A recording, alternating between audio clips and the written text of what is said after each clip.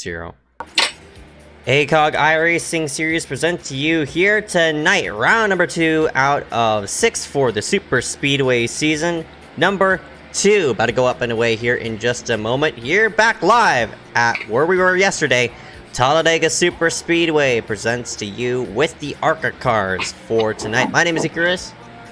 And I'm doing stream nothing like a Talladega race on back-to-back nights, and that's exactly what we've got on tap here in tonight's event.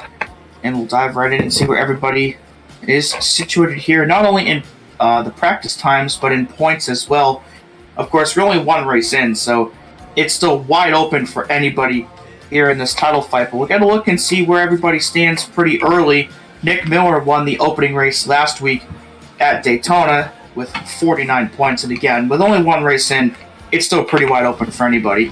Oh, definitely. No doubt about it. With Miller winning, Schmidt, he held behind Miller in that number 79, and he runs out of Daytona P2 in points. So Schmidt coming to go ahead and secure himself a nice point stay here at Talladega, and we'll have to see on where he comes out. He's tied with Christian Visconti, who nearly won last week as well. So bunch of names up here inside this top 10. I'm very curious to see on how they're going to run for tonight, and going to shuffle, on where they're going to shuffle and such like that. Because you know how the ARCA cars here at Talladega are. Since you can't really push both lines, or all three lines get stalled, and yes, we do have a third line, you did hear me correctly. It's really easy to take runs anywhere just about, and we could easily just take it 3x3 throughout the field, but everybody has to be nice with each other and such like that, because one small piece of contact, one small awkward push could set these cars around. Yeah, these cars are not even, or they're not symmetrical rather, so you can't push that well even down the back straights and in the tri-oval, so runs are going to be a lot more important in these cars than they are in the other vehicles that we've raced here, so you'll see a lot more 3-wide, I think, tonight than we have even last night or even last week at Daytona. But we'll see who does it best and who comes out on top over the next 75 laps. Definitely. I'm very excited about this race. If there's a couple of races I'm really excited with combinations and such like that, and super speedways plus the ARCA car is always nothing short of exciting here. Yeah, without a doubt. For tonight, so you go ahead. got about 20-ish seconds left here in practice. Actually, is this qualifying or is this practice? This is practice. Okay, this is practice. So Aaron Brown in the 007 fastest on the charts so far. We'll see if he can do it again here in qualifying in just a moment. We'll be back here in just a few minutes with the national anthem. So rise up and remove your hats as we salute our nation's colors.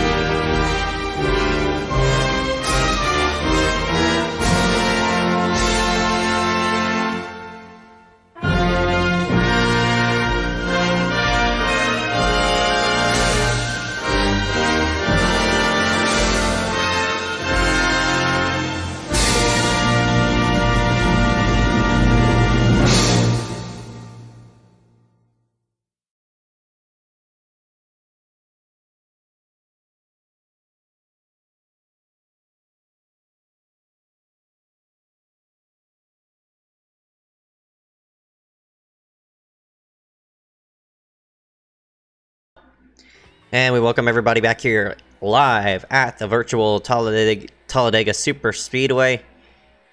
Currently qualifying up and away, so just go ahead and drive ourselves into the broadcast and pull up the standings here on the left-hand side of the screen to see where everybody sits as of right now. Nobody's yet to log in a time, so just waiting around for right now and seeing on where everybody's gonna log into. Yeah, I think we'll probably see about an even split in terms of the cars that take time and the ones that don't, which is pretty typical of a super speedway event like this, regardless of what series it is. As we get a look here at the 88 of Mark Austin, as you see the first couple cars put down their laps. Ryan came in the 11, the fastest of those so far. Connor Brennan in the 92, currently P6. He won the pole last night for the NASCAR Series event here, but unfortunately got wrecked out in the first handful of laps. So hopefully better things for the 92 here tonight. As we'll shift ourselves back to the 016 of Charlie Byer. Got a top 10 last night. Hoping to do the same thing again tonight. I had the run going, but nobody went with him, so hopefully some people go with that 016 this time. Ryan Kame currently sitting second on the chart right now. Running a nice Jeff Gordon scheme that ran back, I don't know what year, but I believe that was 97 or 98. Looks like Kame's second lap a tad quicker than his first one, as Darius Rizadadgar to the top of the board now in the 41. There's Landon Gentry in the 258. I believe this is his first ever league start. Looks like he's running an identical paint scheme to the one that Mark Austin has as he works his way down the back straightaway. Yeah, that 258, excuse me. First start here tonight in the ACOG Racing League, so he's looking for some a good debut here tonight. You see Mitch Hobbs here in this 89. Defending Super Speedway Series champion, trying to repeat again here this season. Makes his way through the trial over here on his second lap. And it's interesting that he's going below the yellow line. I believe that's legal here in qualifying. And he'll come across the line with a 53.4, and that's good enough for P2. And yeah, you are right. That is legal in legal on iRacing. It's illegal on, the actual NASCAR circuit itself, but it's legal on iRacing to go below that yellow line and shortcut it there just a slight bit through the tri-oval. And Kyler Wynn is on the racetrack. He won. Yeah, he just set the fastest lap of the session so far, about 30 seconds left. There's the 169 of Nathan Lyons. Looks like he's also running another team scheme like Mark Austin and Landon Gentry. And I believe he's also making his first start, so we'll see how he does. And there's the 42 of Cole, always a threat here in these races. I don't think he's going to make it around to complete this second lap, but the lap he has put down, good enough for P15. And as the clock gets closer to zero, looks like it's going to be Kyler Wynn in the 058 that's going to win the pole award here for tonight. Has won multiple times on super speedways here in ACOG and already off to a good start in his quest to do so again tonight. Yeah, I mean, I think Kyler did win the super speedway title last season. I thought Mitch did. No, Mitch won the maybe that was 2 seasons ago. Yeah, maybe that was a couple of seasons ago, but yeah, it was Kyler Wynn who won the super speedway title last season. So he's making his first start here tonight, but unfortunately, I think he's going to be out of the running for that title because he didn't start last week, which is unfortunate, but we'll go ahead and pull up the grid here in the bottom side of the screen. Kyler Wynn in the 058 runs himself to the top of the board alongside Benjamin A. White in the 15. Row number 2, Mitch Hobbs in the 89 and Darius Rizadadgar in the 41.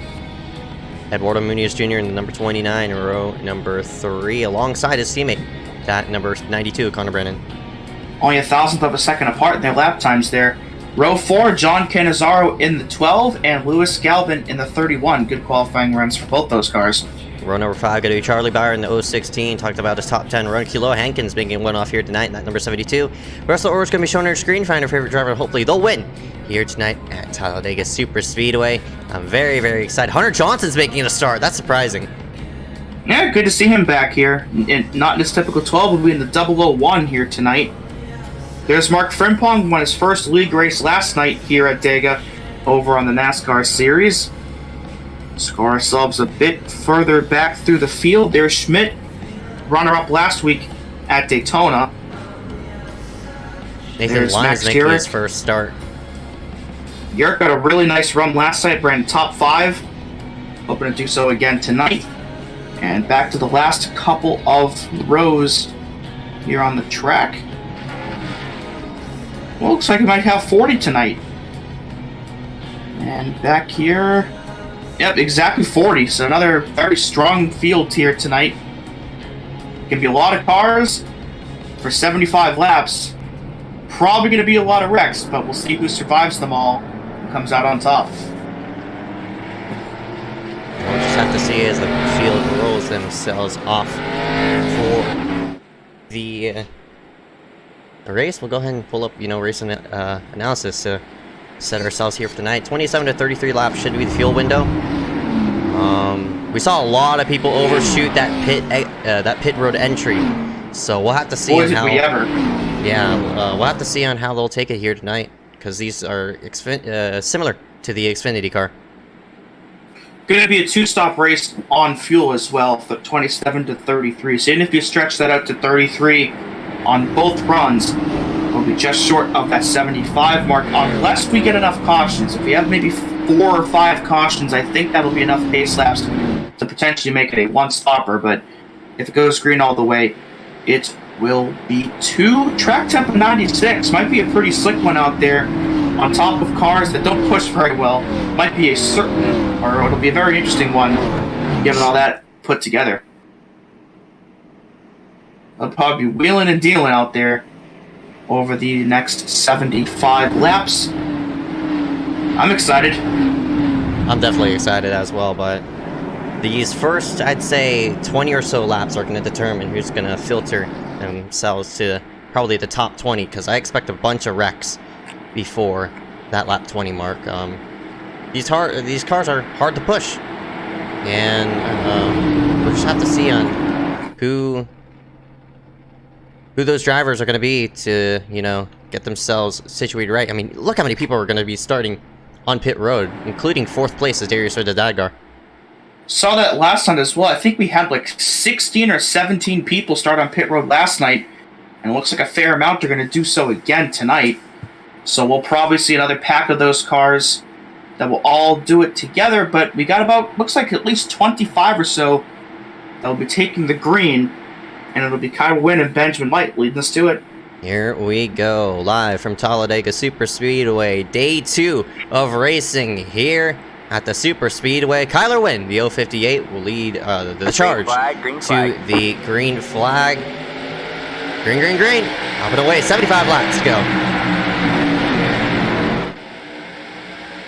Again, you cannot push in these cars or anything like that. Everybody's going to be all organized, and for the start of the race, it's going to be very, very interesting to, get yourself situated, because you're getting up to speed. You're going to have a big run on the cars in front of you. It's either you're going to whip out or you're going to have to jam on the brakes just a bit. You cannot push in these cars. Yeah, usually in most cases you can only not push in the corners, but you really can't push on the straightaways in these cars either. So it's all going to be about momentum. And so you're going to see a lot of cases of guys that just get runs. They're not even going to let off. They're just going to take it 3 wide or maybe even 4 wide if the room allows them to. So do not be surprised if we see a lot more 3 and 4 wide than we did even last night. And we had a whole lot of it then. Everybody stays tame 2 by 2. It's Mitch Hobbs in the 89 pushing that 058 to Kyler Wynn. Benjamin in the 15 is blinking out big time. And that's going to jam up the outside line just a slight bit. Connor Brandon at S92 sort of wanting to peek out 3 wide, but he can make the move work. It's just a matter of, who goes with him, as we got some cars dropping themselves to the apron. They don't want to be a part of this mess, and Douglas Benjamin! And around goes our second place driver, caution number 1 of the night. And he gets hit hard by Eduardo Munez in the 29. Another car spins ahead of them, and I don't think this wreck's over yet. We'll see if anybody else got collected in this further up. I think somebody did. You see tire marks there in the grass. But Benjamin White gets spun out from the top 5. And already a lap 2 incident as another car now goes around. Man, Benjamin has not had very good luck recently. So we got to look at this one and see what happened here. Benjamin was blinking out. He was blinking out like big time, and Connor, you know, I guess tried to stay off of him, and unfortunately, they made contact. Yeah, we'll get another look at it here down the back.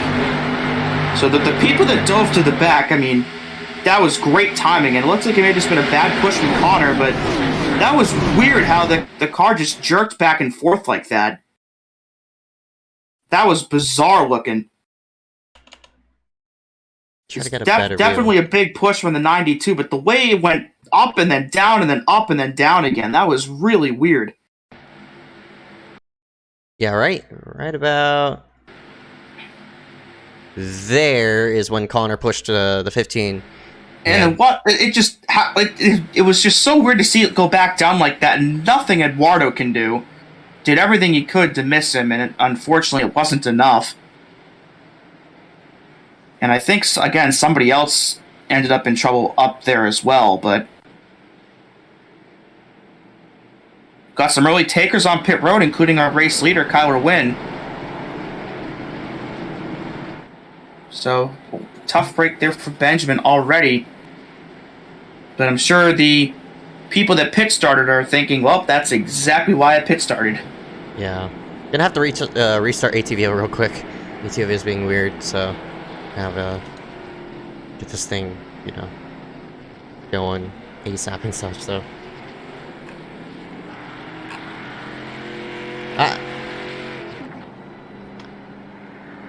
I'm surprised, but not surprised. I'm surprised that wasn't a bigger wreck than I thought, but I'm not surprised that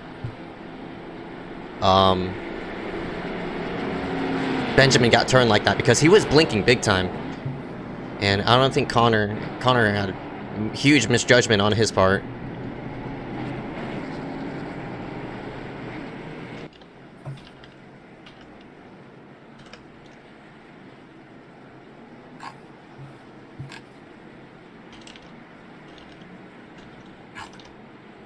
So, bunch of drivers pitted under caution here for the first time tonight. Everybody from, looks like, 25th or 6th-ish on down.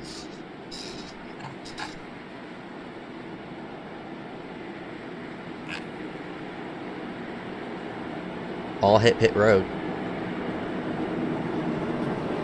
This will shuffle the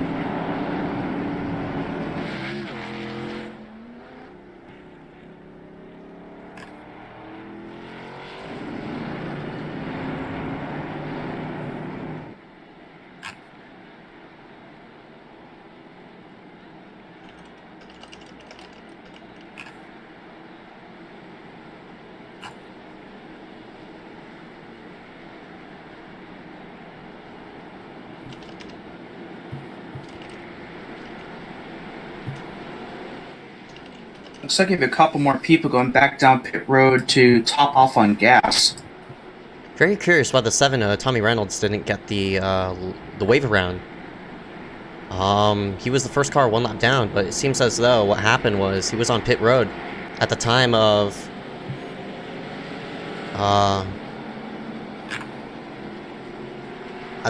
when the caution flew.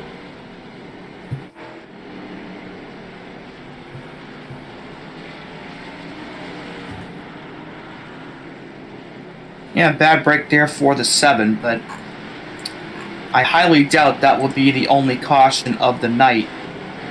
And yeah, quite a few drivers come back down to top off on gas, so it'll probably be a mostly single file restart now, given that.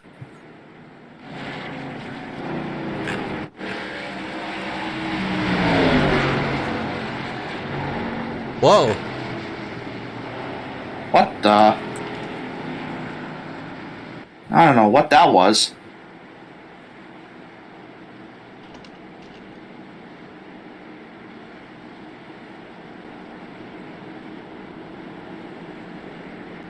Well, looks like we're going to go back green here on lap 6. It'll be Mitch Hobbs, Lewis Galvin, Cole Woody, Nick Dubern, and Jeremiah Bethune in the top 5. I believe most of these cars stayed out. Kyler, who led at the yellow, looks like he is going to be P6. Or P6. And yeah, looks like we got 2 cars to lap down, Reynolds and Muniz, who wasn't just involved in that wreck. Benjamin, despite getting spun, looks like he's still on the lead lap for now. So I think we're going to have everybody on track still despite that incident. And the pace car will get out of the way and we should be back going again.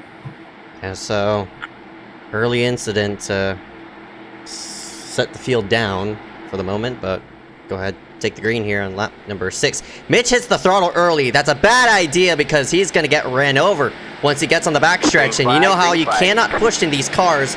Mitch Hobbs in this 89 just made a really, really false decision there. And I think we're going to have a wreck before we even cross the start-finish line. These people are going to have a huge run on him.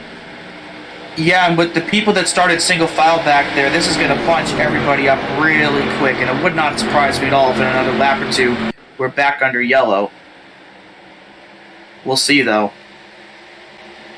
These people right behind, the ones who didn't get going really nicely, are gonna have a huge run. Here we go. Because of it, we're going 3. That's what I thought. That's Hankins and Carter Wynn way up at the top, and they're getting a huge run up there. As Cole Woody has also gotten by the 89 of Hobbs. To the lead goes to 72, and he should be able to clear down to the middle or bottom if he so chooses. And now he does. Trouble towards the back. One car spins down to the inside wall. He hits it hard as the 07 of Jackson Menchu got spun out of line. And looks like he's going to get it back on track rather than pitting as Kyle will win now back to the race lead. 3 by 3, 2 rows deep. For right now, it's the outside line trying to make something happen. I think Menchu, even though he tagged the inside wall, he's going to be fine for round, but no surprise, we're going to be starting to stack up 3 by 3. All these drivers right behind are starting to get a big run. Yeah, this is the danger of topping off on gas and everybody starting single file. Everybody gets to run at just basically the same time, and eventually you're just going to run out of space to take a run, and somebody's probably going to get into the back of somebody else and set something off. But hopefully that doesn't happen here, as we're still 3 by 3.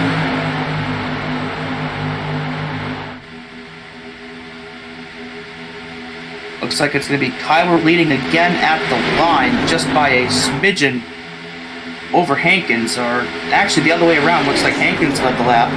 4 wide right behind between the 88 and the 15. That's close. Don't do it. Don't do it. Oh, man. How did they not wreck right there? I can't believe it. That was as close as you can get. I think that was Benjamin and maybe Nick Dubern. I can't really tell, but I couldn't tell either. Man, that was a close call. They're starting to stack yet again. Somebody's on the apron back there dropping out, and I can't blame them with the way this is going right now.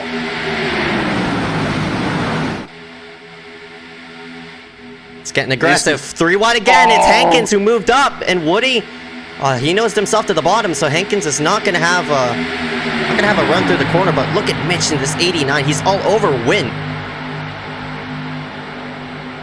You can get as close to them as possible without pushing them, but the moment that you make contact with the bumper of the car in front of you, you're instantly setting yourself up for a potential wreck. And I think that blue car right there is sensing that and wanted to get right out of there, as we're still all over each other here down the backstretch. Cole with the nose right now over Kyler, but We're going to go 3 wide again here in the middle of 3 and 4.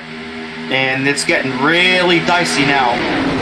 Some cars are splitting it 3 wide. Benjamin A. White in the 15 is still trying to nose under that 12 of Cannizzaro. He's trying to do it yet again.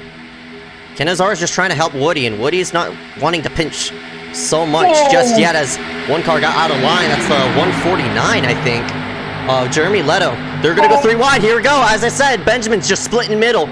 That 15 is just making his own line, and he's split out Cannizzaro. And we're starting to sack 3 again. Yeah. If I'm one of these cars up in the top 5 or top 10, I'm taking evasive action to the apron right now because Benjamin caused one. The 149's around, and we got a big wreck incoming here. Well, all these cars towards the back are stacking up into it. Brian Kame is involved in the 11. Cole Williams in the 42. Mentioned the 149 was the first one to spin. I think Cole got a piece in the 74. And that was bound to happen with the way that those cars were stacked up. And this will put us back under yellow again here on lap 10. First big one of the night. Benjamin kept splitting 3 wide. There was just it's lap 10. It's just a matter of time before somebody came down on Benjamin. It's too early. It's too early, exactly. Way too early. He kept nosing inside and splitting people 3. I thought they were going to wreck right there with him and the 149 came super close to dooring right there. But the 149 was the first one I saw around. And it looks like Benjamin, the hole just wasn't there. Yeah, Got the 74, and that was a... Oh, jeez! You're clobbered the 149. Reynolds gets involved. You see Fire more cars with nowhere to spinning in there. go. Fire's Oh, that was a big hit. Yeah, the 149 just came back up the hill and clogged the racetrack, and Urich absolutely plowed him. Nothing he could do, of course, but man, what a hit that was. And yeah, Benjamin just went for a hole that wasn't there. Bang, right there. That was a hit. Hankins in the middle of that, he was just up at the front earlier. And at this point, all these cars up at the high side, with 149 coming back up the hill like that, just literally nothing they can do. The 258 as well involved in that. Man. So that's going to take some people out without question. That was big. But a big break, though, for Jackson Menchu, who we saw get spun out of line on his own. So this will allow him the chance to come down pit road and get some of that damage repaired. And he'll have new life here in the race tonight.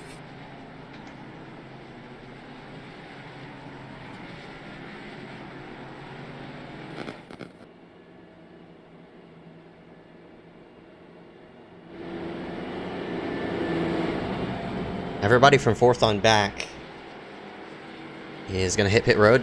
Aaron Brown on in.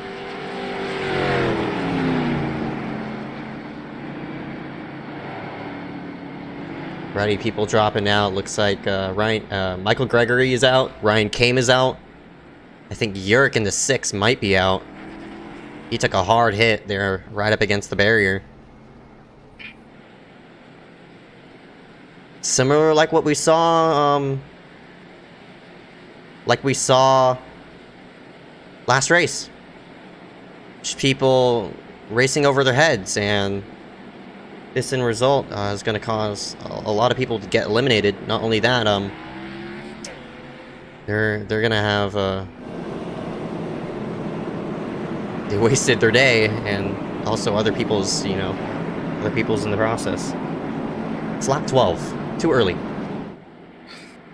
Yeah, still have over 60 laps to go. We've barely scratched the surface in this race, really, but we're already going to have a big chunk of cars out of the running. That's a good break, though, for the 07 to Jackson Menchu. He's going to be able to, repair that damage that he got for that spin. Yeah, I mentioned that. I think it was on lap 6 or 7. He got spun out of line on his own and had to limp it around. But again, that caution, a great opportunity for him to get as much of that fixed as he can and get back into this thing.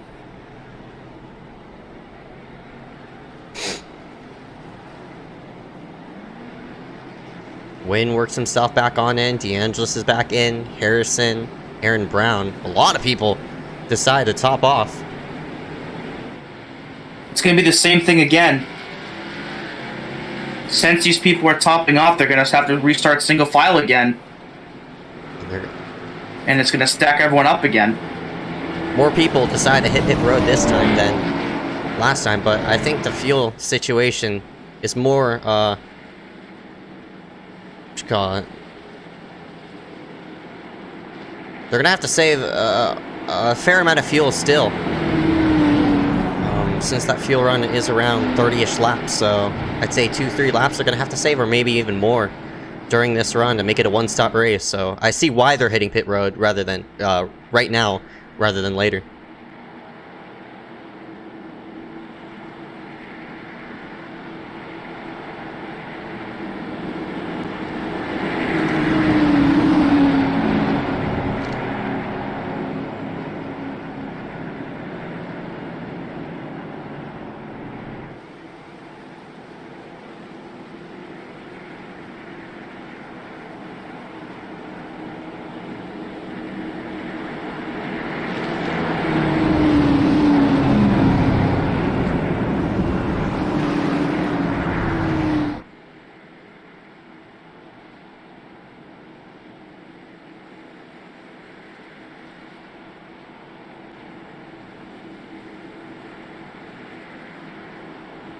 Try it again.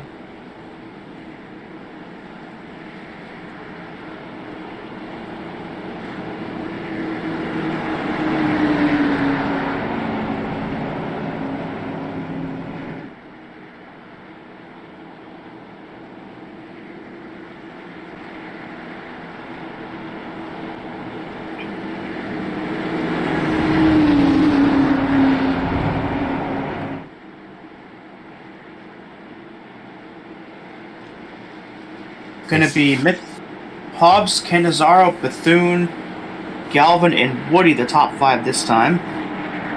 Go back green here on lap 14. Looks like with 62 laps remaining.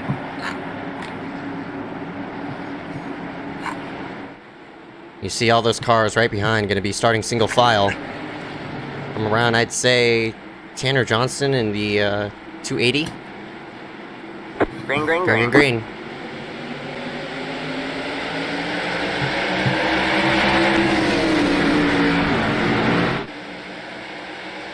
That time, everybody got a way more. Oh my goodness, Hobbs is already pulling a huge block. Oh man, we just wrecked and we're looking to do it again. As another close call there, as everybody's trying to spread out through 1 and 2.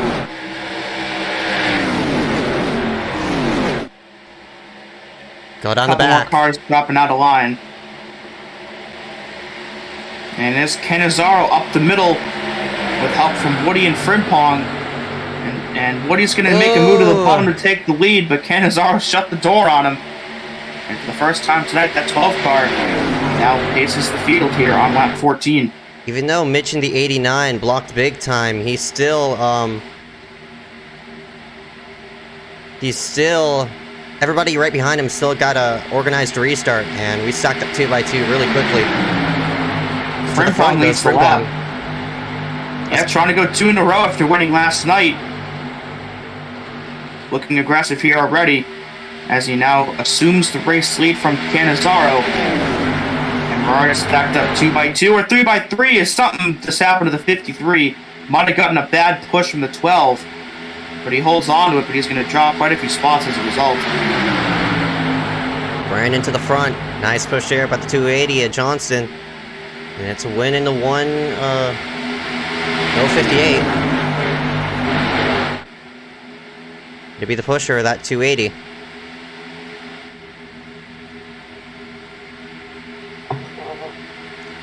Looks like it'll be Johnston leading at the line. And Kyler's going to take it to the outside as Johnston moves down low. And our pole sitter trying to get the lead back. Here with help from the 49er, Sir Tajman.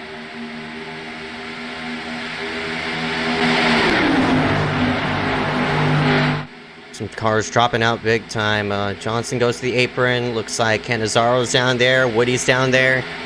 And Sertage's going to peek down low, win. And you know that second car in line, it's that second car in line, if the top two cars are clear, that car right behind the leader will definitely pull out a line. He really has no choice to unless he wants to let off and drag the brake just a slight bit. Because you can't push in these cars. Yeah, but the runs you get in these cars compared to the pushes you're able to do, you really do have to let off, when in other vehicles you may not necessarily have to do that. So it might serve you better to take that run 3 wide versus just letting it evaporate and not gaining anything out of it. As Brandon will jump down to the apron and drop a little bit to the back, is Frimpong, who got spun out of line almost a couple laps ago, now going 3 wide for the lead again. Fire to the low side will win. He's going to drag Sertage on. You got Mitch Hobbs there in the process. How about the 31, Lewis Galvin? Haven't talked about him. He works himself now inside this top 10. I believe he started up in the top 10 as well. Yeah, good run for him going so far. Not sure who that car is right behind. A win. It's a triple-digit number. It might be Nicholas Dubern. The 269. But up front, Sertage Mon gets the lead. Looking to the outside, that's Kyler Wynn and Johnston. See where they go.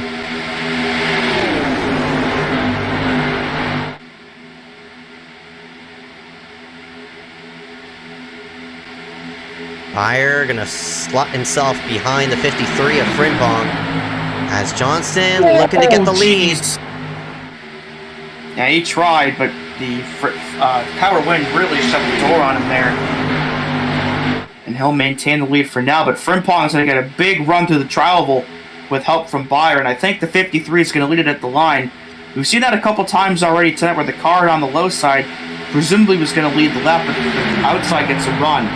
Not as much this time, but it looks like it's a prevalent move to make so far tonight. 3 wide, 258, Landon J. Gentry. He left all alone there up in the third lane. Nobody to help him. I think he was involved in the big wreck that just happened, but has already worked his way back up into the top 10. As Frimpong with the advantage up top, but Power's going to pull even here in the middle of 3 and 4.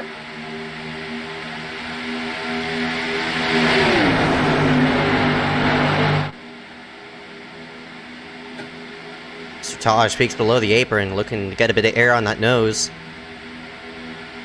Frimpong still leads this thing. He's side by side with Wynn. Still yet to see some 3 wide action just yet. I mean, it's still really early in the race. Oh, left car! Oh, that's not going to be good. Left car! Oh my goodness, I don't know why they didn't move higher earlier than they did. That could have been disastrous for a lot of people. Whew. And, like, Urich has every right to be there. I just don't know why the leaders waited so long to go around him. And almost like I don't know if they were expecting him to move down below the apron and out of the way or what, but evasive action by Kyler and company, and that could have been a massive, massive wreck if they didn't move out of the way in time. I mean, of course, Urich still, wants to run out of the racetrack and such like that, but there's a sort of threshold on holding bottom. You got to be a sort of clean car. It's an unwritten rule, I guess you could say. But the 6 is Urich. He was very slow. And you saw how fast those people approached. That number was 6. And they got a bit confused as well. Not only that, but just bad communication there in that front end. But yeah, again, I feel like the leaders may have expected him to move below the yellow line once they got there, as Frimpong gets pushed out of line again.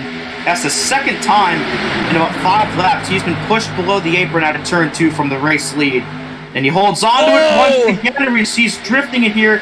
Now he gets back above the line, and he'll drop through the field, but thankfully he kept it going in the right direction. I don't know who pushed him out of line, but he nearly ran into Kiloa Hankins, who was letting the leaders by. Yeah, had some Kevin LePage flashbacks there with Urich on the bottom like that in turn 1, but thankfully we didn't have a LePage type incident, and we stay green for right now.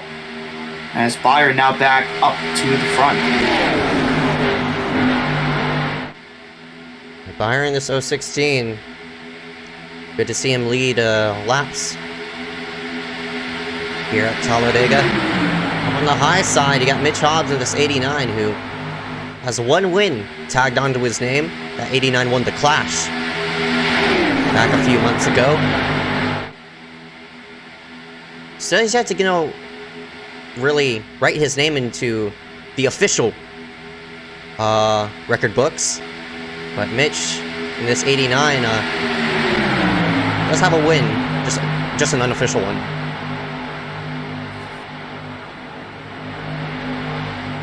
Yeah, trying to make it the first official one here in tonight's event.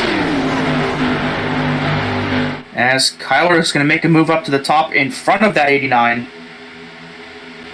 Trying to keep the lead and take it back from Byer, and he'll dive that back down to the bottom here into 3. And there's the 001 of Hunter Johnson. First time we've seen him up towards the front tonight. Doesn't race in ACOG as much as he used to, but decided to show up here tonight, and now into the top 5, coming up to 52 laps to go. Johnson, this 001, I think, that was close. He's on a mouse. I'm pretty sure the 001 of Johnson, he's on a mouse. I know it. The way he's driving, he's on a mouse. Everybody has to be, you know. Yeah, he dropped himself down low. He doesn't want to be a part of that mess. I wonder if he did that just to prove he could race up to the front on the mouse. Oh, they're jamming up. Cole Williams got booted to the middle line. Hobbs hit him, though. Didn't boot him sideways, but... And Byer almost got turned in that as well. Another close call. And now we're really stacked up. Now we're 3x3 coming into the tri-oval. Here we go. 3 cars in the middle. It's Byer, Williams, and Connor. Up on the high side, a line of cars with Sertage. Hobbs as Sertage is going to drop to the low side. And he also picked up that second place car, Charlie Byer. They go to the top 2. Yeah, good moves by both of them. And that'll momentarily kill that outside line. Oh, again! And they ran into Urich. They missed him the last time. They didn't miss him this time. And I think Kyler was the one that got into him. And as everybody's trying to avoid the wreck that just happened, it looks like Kyler may have actually neck-coated through the 6, but I don't know how that happened again. But no caution out of all of that, and we're down to about, looks like 8 or 9 cars up in this lead pack. They shot as soon as they were working around the 6 of Urich. Kyler Wynn had no idea that 6 was right there. Yeah, the 6 just didn't go below the apron again. And it seemed like they all waited to move around him again. Yeah, I don't know. So There's weird. A bunch of people are just not communicating on where lap cars are, and they just ended up running right over the 6 of Urich. Yeah, it happened last night when William Schmidt's engine expired with about 15 laps to go. He was completely below the yellow line, but ended up getting plowed into by someone. So second night in a row, something like that's happened. But we stay green regardless, as it's going to be Connor, Brandon, and Sertage Bond side by side for the lead. Yeah, because of that, I mean... It's really spread the field out now.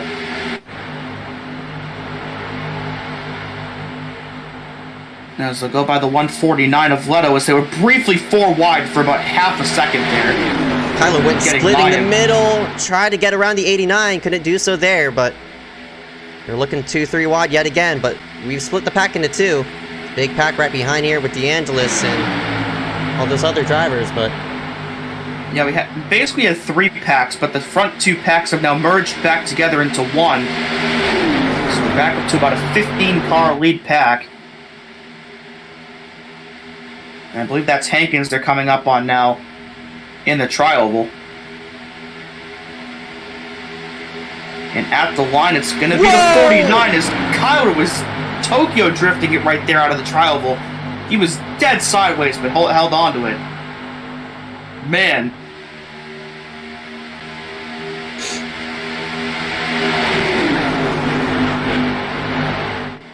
Oh, man. Frimpong got pushed out of the line. He turns fire! Oh, man. and keeps it off the Oh. wall. But He might be all right, but he's gonna need to caution though to catch back up. Frimpong, I think, got turned out of line again, and when he merged back up into the field, he accidentally got into the 016 and turned Beyer around. So a tough break there for Charlie Beyer, and that's going to drop him way out of the running order now. And at the line, looks like it might be Mitch again. still hard, aggressive racing toward the front as Cole Williams is trying to make something happen. Oh, Kyler nailed Hobbs into the 49 of Sertage. And another slower car above the yellow line. Thankfully, they didn't run into this one. But if that had been an incident, that would have been exactly what Charlie needed, as they're still trying to get around this slower car. I think that was Johnson that almost ran into him. That's Menshew. All sorts of commotion going on here. Is now Frimpong trying to go for the lead again. He might go 4 wide out of 4. That is really close. We are 4 wide now as Sertage just squeezed. He's going through Kyler! It was bound to happen. There goes Mitch. He's going to spin it down to the bottom. He saves it! Kyler saves it. Did we really just avoid a wreck again? How? And out of all of that, Brayson Collins has moved himself inside the top 5. Canizaro's back up there, and so is Gentry. The whole top 5 just flipped over on its head. And we got 5 different cars up here now. Oh my goodness, this is hectic. Oh, that was so close. I mean, that dropped Kyler out of the top 10, and as well as Mitch, but man, I cannot believe that was not a wreck. Can't believe it wasn't a wreck either. This is insane. They can't do this for too long, and because that big checkup happened, they collided the 2 packs together. Again. Yeah, it's gonna happen again right here. We're gonna go 4 wide in the tri-oval. Something's bound to give, and it's gonna be one of these cars. Oh boy. Yeah, we've already had a lot of close calls. Eventually, we're not gonna get a close call, and it's gonna be a massive wreck. I can feel it. Because now the field's starting to stack up again, and we're going to be 3x3 again right before you know it. And Kyler's doing everything he can to get back up to that lead again. Aaron Brown at a 007 is... Oh, no, never mind. There he is. He's up there, yeah, he's going up for the there. lead. And now Kyler back up front again. I thought he was a lap car. Apologies about that. Man, it's... so hectic. It's so hectic right now. Everybody just trying to get too much. We're coming up on pit stops here in about 8 to 9 laps from now. If they make it 8 or 9 laps. Oh man, I probably not gonna make it. But we'll see. I'm thinking I don't think we are at this point the way that this has been going, but no way. You never know. Yeah, it's so crazy right now. These people are going wild. 3 wide again with Lewis Galvin trying to make something happen. Hobbs splits the middle and oh my gosh, just about murdered Aaron Brown.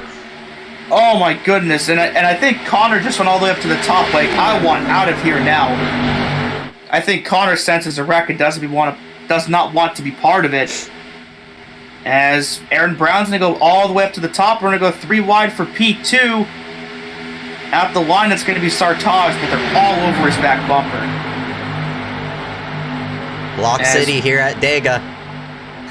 It's even riskier to block in these cars than any other ones. That's right. Because if you block too late and get a push, I mean, it's going to be very, very, very difficult to save it, considering you really can't push at all anyway. So blocking is riskier as well as pushing. And we might go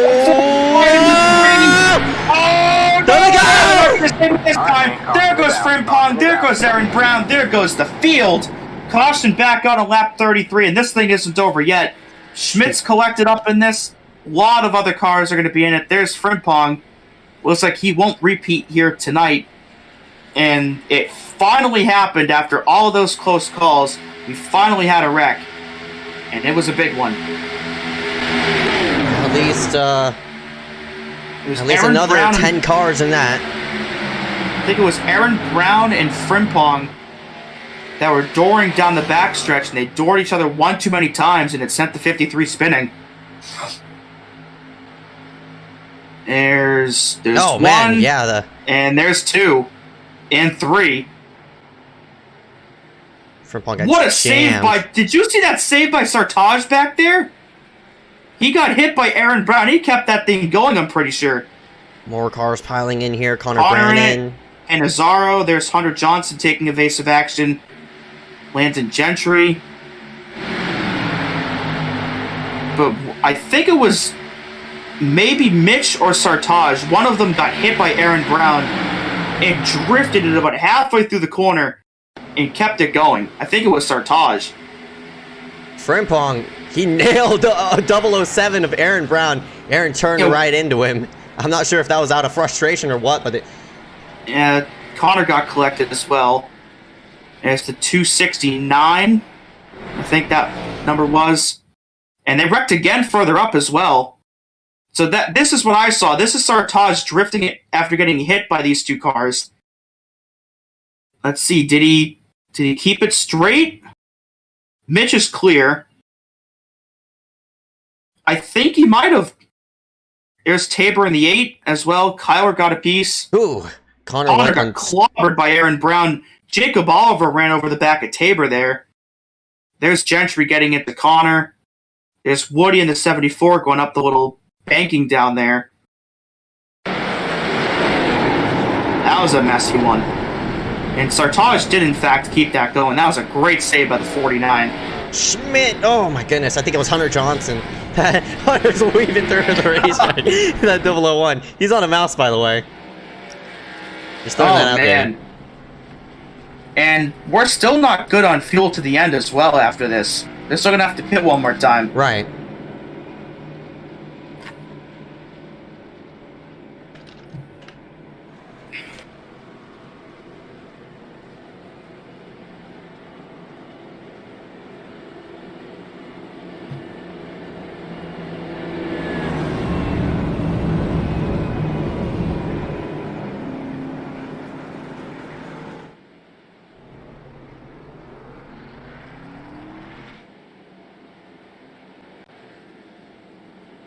It's been crazy. It's too crazy. Once we hit, like, I'd say lap 50, once we eliminate more drivers, then it'll start to calm down. But right now, these people are sitting on each other.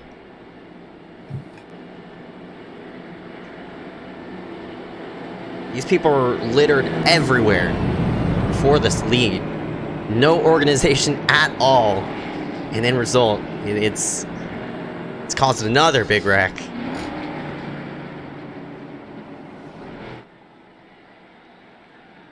Visconti picks up the lead, and with it being a one-stop race from this point forward, pretty sure you're gonna, I don't think anybody's gonna top off with 1 lap to go unless they want to shuffle themselves to the back or they have it pitted. Harrison and Visconti didn't pit this round, but a bunch of people are, go and slide themselves on in and decide to hit pit road. Very surprised about that.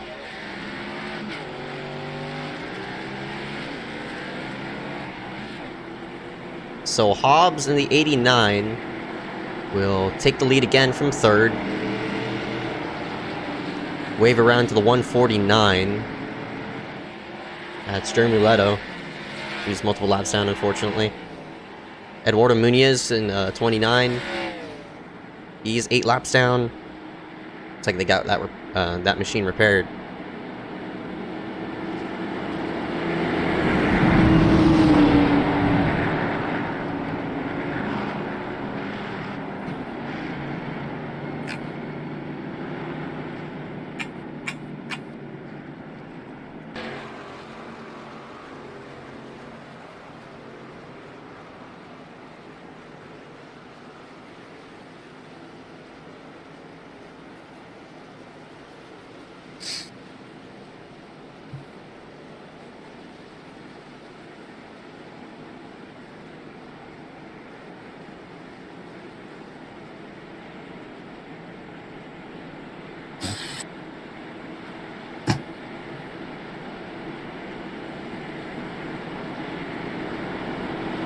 Try it again. 24 drivers on the lead lap now. multiple drivers are one lap down. I got Aaron Brown, looks like Hankins, John Canizaro, looks like he's disconnected. Nicholas DeBurn, Frimpong, and Connor Brannon. So, lots of drivers one lap down, or multiple laps down. Yeah, not surprised to see most of those cars out. A lot of those cars got a significant amount of damage there, but looks like we're going to go back green here on lap 37, just a few laps shy of halfway. Henry Tabor, who is just in that wreck, will be on the outside of the front row. Mitch will lead us back to it. And it'll be Bethune, Lyons, and Woody right behind him. And I believe Nathan Lyons making his first start here tonight. Yeah, so... Now, 169 is making his first start. Glad to see him here inside this top 5. Make a run for this lead. Green. Green. Car all the way to the apron. I think that's Sertage. He'll get back up there. Yeah, that wouldn't have been a good move if he had made it. I think Mitch still went a bit early, but not as early as the 2 restarts he led before this. No way. Hobbs, that was a regular restart this time. And they're already stacking up around 15th place. Mitch is blocking as well. Kyler splits at 3. And he was just in the wreck, and he's already back up there. Sertage is up there as well. Hell, they might wreck again. Yeah, they're stacking up behind the 89. That didn't take long. No, it didn't. Went to the high side. Hobbs was planning to pull a block, but Wynn decided to go back in line. Looks like he didn't have a run there, but Sertage did. And Beyer. At the line, it's going to be the 89, but here comes the 49 with a big head of steam up the high side. And through the middle goes William Schmidt in that Toyota. Another one that was just in that wreck. Sertage pitching big time. See the 016 of Beyer there also in this mix as well. Go down the back. And Schmidt's going to move to the bottom. Never mind, Kyler blocked him. And Sertage, I think, thought about blocking, but didn't have the room to do it. Now it's going to stall his momentum out a little bit. Even though Schmidt and Wynn got disconnected before they went into 3, Sertage and Beyer got disconnected coming into the corner, and they all stalled out. Now William is going to pull out a line, but nobody went with him. Yeah, he jumped up in front of Sertage with the 49. As soon as he did that, flogged it all the way up to the top. And now we're 3x3 for the lead again. Nobody in the middle except for Frimpong.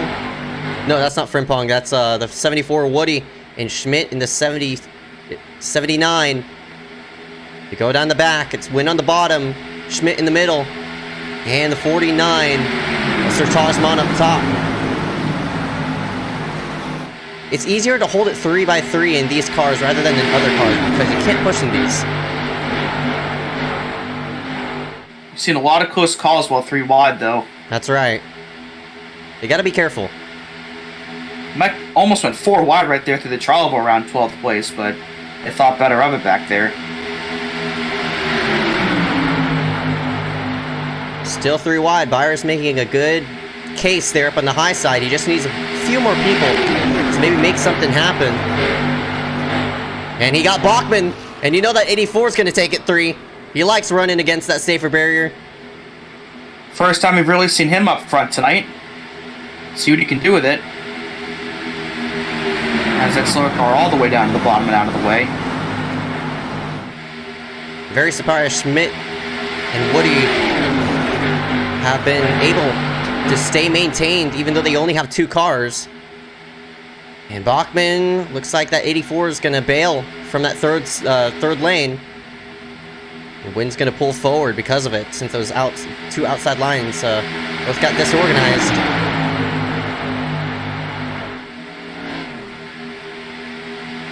They're coming back, though. Yeah, they're doing a really good job up there. And it looks like they're going to have a third car. That's Bachman jumping down from the high side to the middle. And we got a slow car in the middle of the racetrack. I hope they move below the yellow line. And they're going to stay right there. And now we're going to wreck. Aaron Brown, I don't know why he's in the middle of the track like that, but he just triggered a huge wreck there. We're going to have another caution, I'm pretty sure. And there it is. Hunter Johnson, one of those collected. And I just cannot fathom why, as a slower car, you're sitting right there in the middle of the whole racetrack and not moving below the yellow line. Like, if you're going to stay all the way up against the wall, sure, fine. If you're going to be on the low line, sure, fine. If you're going to be below the yellow line, that's great. Why are you in the middle? That was not smart. I don't get that one at all, and I'm sure a lot of people are not going to be thrilled about that one. I just don't understand, again, as a slower car, why you're sitting directly in the middle of the racing line. Just, that was bound to happen. I believe that is caution number 4 of the night.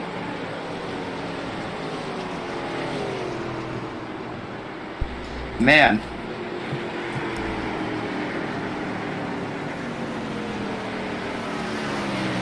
Yeah, that was bad.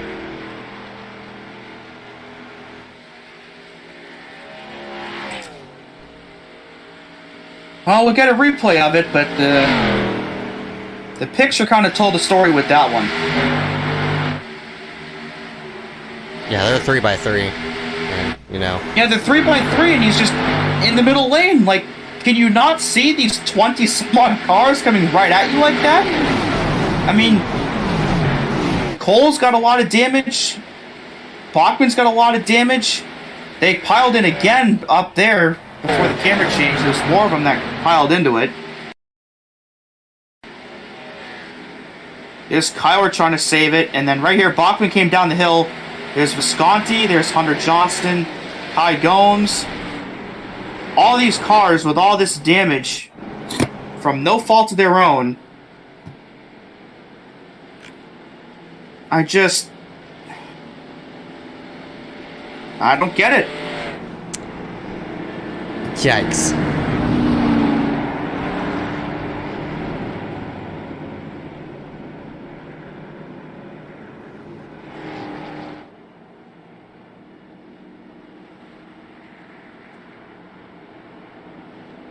Yeah, that was pretty bad. That was bad.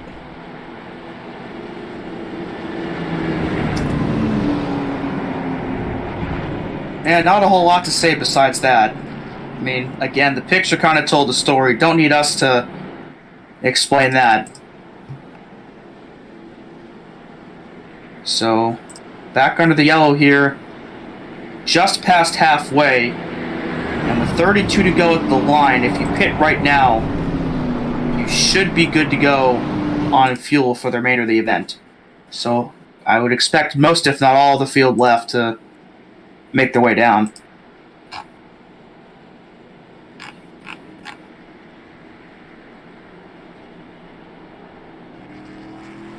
They're gonna be close on fuel as well. If I were these people, I'd want to, you know, try to maybe top off on fuel. 25 lead changes so far. That's crazy. A lot more than I thought, honestly. Last time we raced here, we got 10 cautions. Less amount of cautions. We're averaging a caution every, 40-ish laps.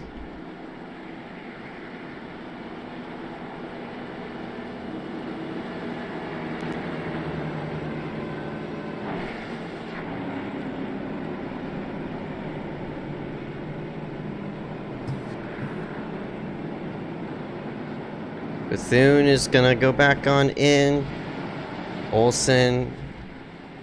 Whole entire field came back onto pit road except for Hobbs again. Hobbs seems as though he wants to elect for track position, since he's staying himself out in the racetrack rather than hitting pit road. Galvin stayed out, as well as oh man, only top 2 stayed out. Yeah, I think they might be banking on another caution to come out because, again, you're not going to be good to the end on fuel if you don't pit here. Though everybody that's coming off pit lane right now, with the estimated window, I think, of 33 laps on the high end, we're going to go green with 29 to 30 left. So if we don't have a green light checkered, the majority of the field should be good now. I'm not sure how it's going to work out for these top two that elected not to come down pit road.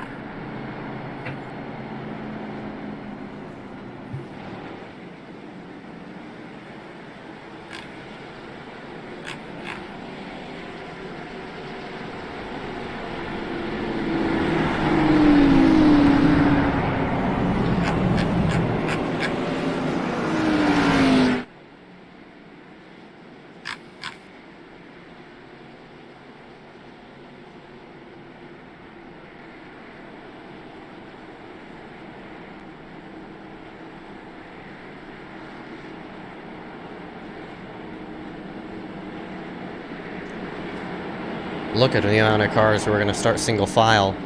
We were basically left with, everybody. Yeah, left with 24 cars on the lead lap. A bunch of cars are either one or multiple laps down.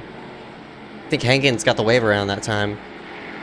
Woody in the 74, see him there. Dadgar in the 41 seems as though seems okay somehow. DeAngelis has been laying back. Grayson has been laying back. Johnson also laying back as well, so.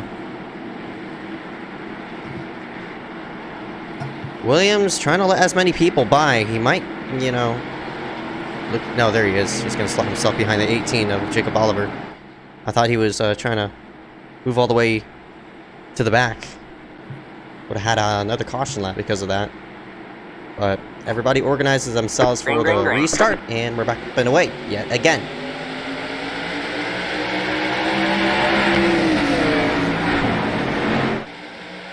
Yeah, back here on lap 45, so a 30 to go next time by. And Mitch did not hit the throttle early this time, so we're probably still going to be stacked up, but he's not going to be swallowed up like he was a couple restarts ago. But again, him and Tabor did not pit, so they're not going to be good on fuel to the end. And I wonder how much longer they're going to stay up there, considering that if it goes green, they're going to have to pit. Yeah, so now comes the strategy part of, do you want to pit a bit early now, top off on fuel, or do you want to pit as late as you can, or do you want to just split the run in half and just go, oh, you might as well take on just 2 tires during that pit stop as well. If I were these drivers, I'd bank for a caution. I think your best bet is to probably hope for a caution now, and you know, once the caution comes out, have a splash and go on in. Yeah, we'll see what they decide to do though, as Byron now second on the bottom behind Hobbs, and for the first time tonight we've got Bridger Olson up here in the 21. Haven't really mentioned him at all tonight, and is now showing up here when it matters most in the later stages of the race. Kyler, he was, you know, on the lead lap, but looks like he just fell through the server. Not really sure what happened there. Perhaps an internet issue or disconnection after being involved in that latest incident. Peter Tabor's making a case up on the high side. Not sure who that is right behind. Might be Visconti, I think. No, it's a 31 of Lewis Galvin. Galvin, no, Tabor went a bit high. Looks like Galvin's going to be loyal to him for right now. Oh, Visconti is the second car behind him. My mistake there. As the 81 now to the bottom in front of Olsen, but he's going to be blinking a little bit. And Tabor's trying to get a good run up there, but with Galvin peeking his nose out, he's not going to get up there as quickly as he wanted to. And it looks like he peeked up there one too many times, and Sertons will take advantage of that and slide himself behind the 8.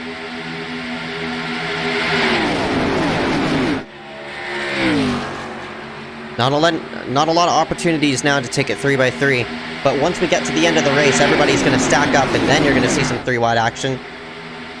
Galvin looking to take it 3, but you know, he's staying staying light for right now. Sertage is looking for the middle.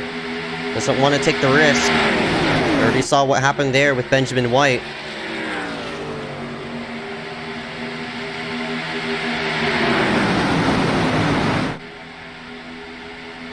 Charlie's gonna pull out right in front of the 8 of Tabor. He has a big run. Tabor is gonna stack up the 70, I mean not 79, but 49 of Sertage. Regardless, the 016 of Bayer, he goes to the front. He's gonna be able to clear down to the bottom. Good move there for Charlie. And they'll be still side by side out of 2. Bethune looking 3 back there. Has no help though.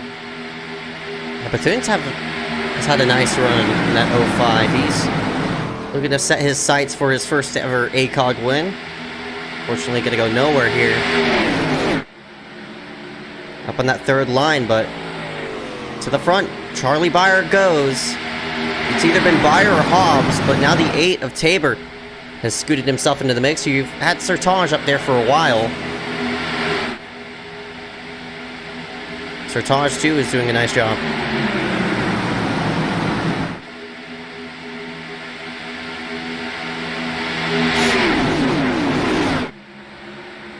Tabor! Oh, well, that was bound to happen. He kept washing up and washing up. 49 took it to the middle, but man, Hobbs made a big move right in front of Sertage. Yeah, that's going to cost Tabor a little bit of ground. But he should be able to slide back in line, I think behind Bethune here in the middle of 3. As we have 25 to go at the stripe.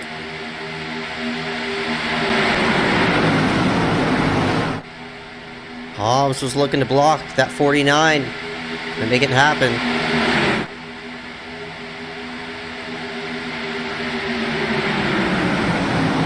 Now Sertage holds middle. Bayer, oh man, big wiggle there from, I think that's Lewis Galvin. He was looking to go in front of Hobbs, but didn't have the room there to make it happen. Decided to stay middle. Yeah, that was a bit hairy. And now he's going to go down under the apron. Looks like drop out of line.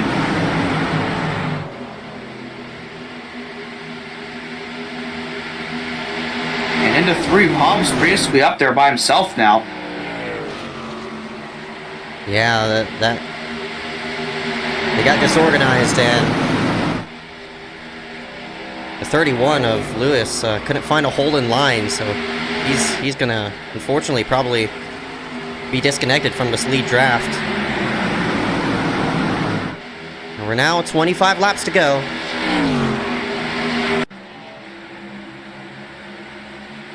Coming up on Hankins here in the 72. Hopefully they react fast enough this time, and well, Hankins will move down to the bottom and out of harm's way, so not an issue this time.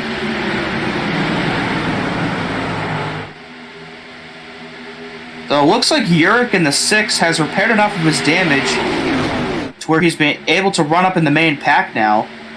We saw him slower earlier, but I think he's still a few laps down. Yeah, he's 13 laps down, but he's fast enough to stay in the pack now. Yeah, so the thing about the new damage model here in the ARCA car is you can repair that aero damage all the way and get yourself still in this main draft. So the 6 of Yurik. Yeah, unfortunately, he's not on the lead lap, though.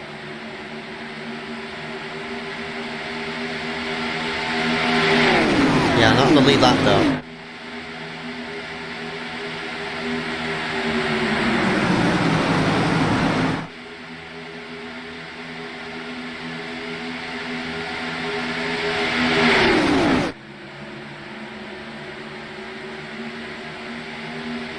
They're all getting disorganized and such.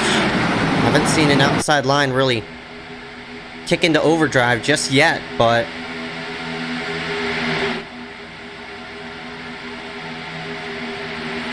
they've been trying.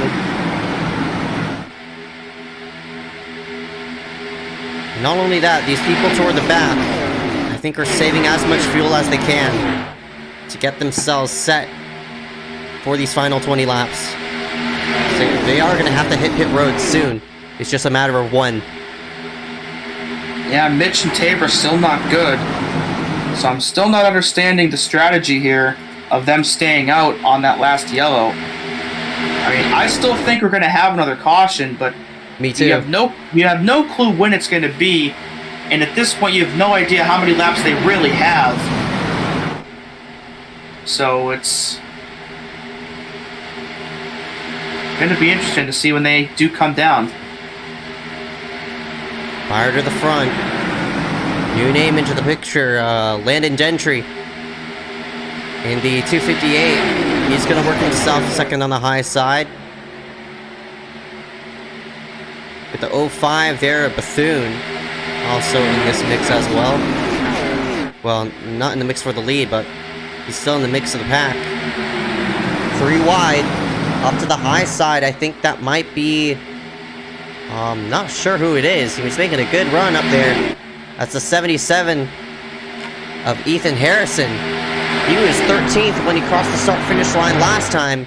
He was going for the top 3, but looks like he has no help now.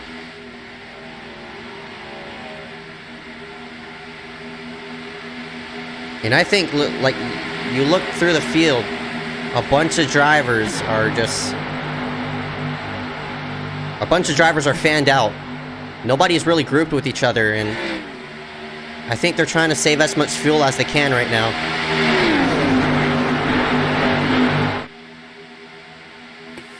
A couple cars dropping below the line there.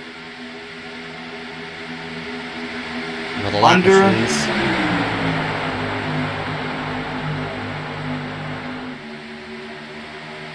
Honestly, if I'm Tabor, I'm moving down to the bottom as quickly as I can. They might be pitting this time. Because they might... everybody's shoving themselves to the bottom now. Sertage whipped himself into third. Tabor can't find himself to the bottom yet. Well, that is interesting if everybody has to pit rather than just those two. Because I was thinking that with us going back green with about 30 to go, and the high end of the window being 33, that they'd be just good enough, but maybe the window got a bit overestimated, perhaps. Might have. Everybody fans out yet again, so gonna go double wide with Tabor. Eduardo Munoz in the 29 is multiple laps down. Yeah, up there with Uric. Yeah, so another example of the new damage model and such. That 29 is 8 laps down, but he's repaired that car enough to stay with this lead draft.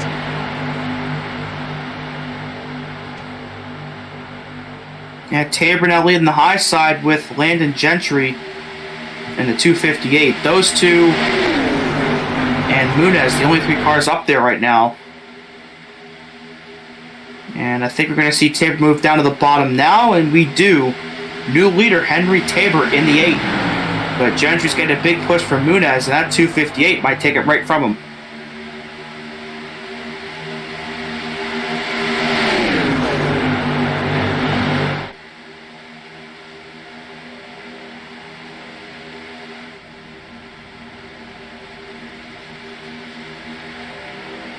Double wide, 6 rows deep now. 258 of Gentry, one of the rookies, to the front. At the 169 there, Nathan Lyons, as well as the 88 of Mark Austin. I'm pretty sure that whole trio, that whole entire trio, are all teams.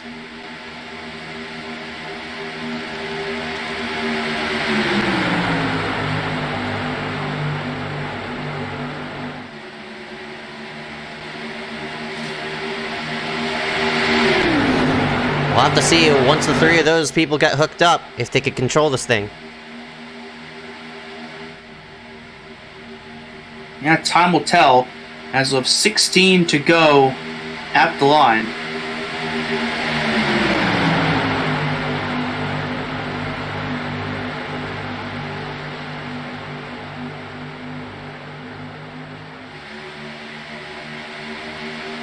And Munoz now leading the whole pack despite being this many laps down.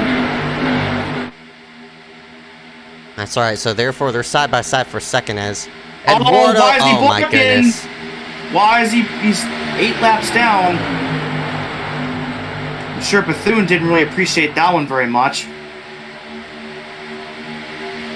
I mean, if you're the race leader, that's totally normal. If you're 8 laps down, not really.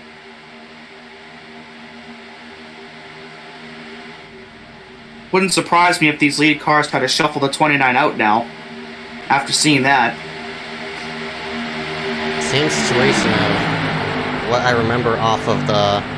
What cup race was it? I think it was this year's spring race, which Hamlin was multiple laps down and he was still blocking for the lead.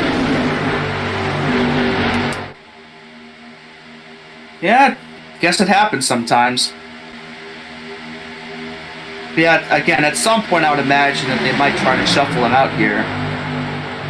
But for right now, he still leads this pack, and Jeremiah Bethune, the leader of the race.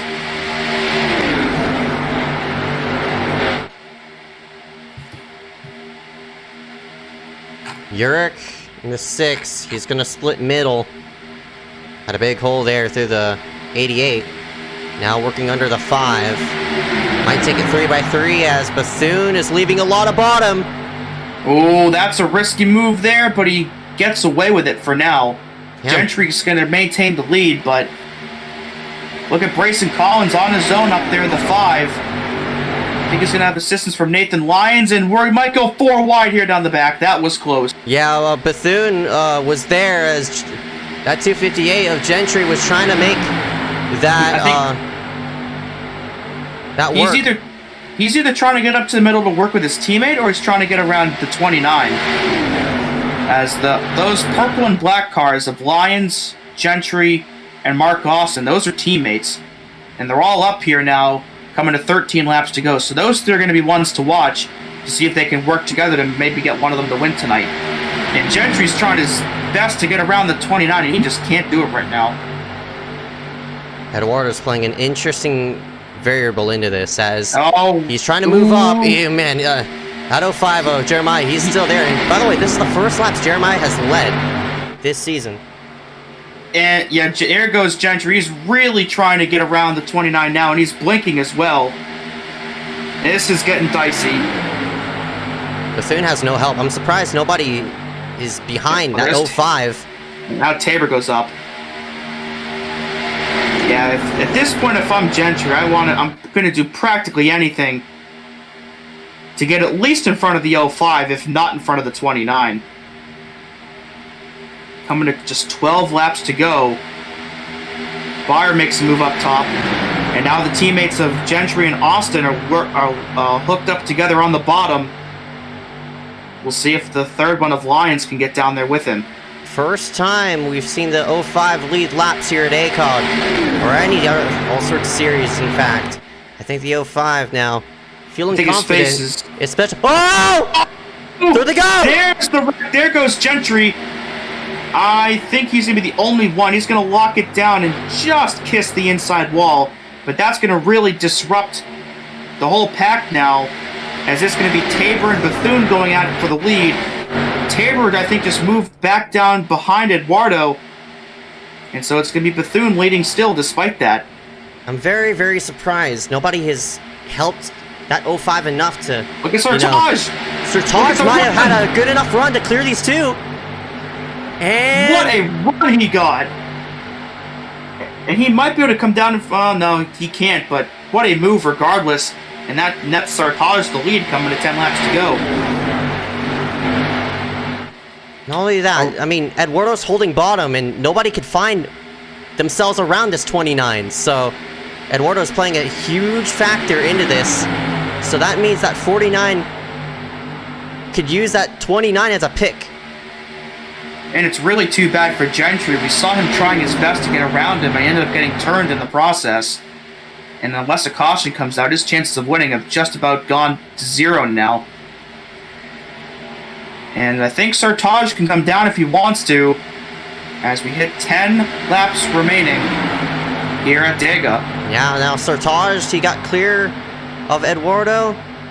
And I wonder if he'd rather stay in front of a lead lap car than a lapped car at this point.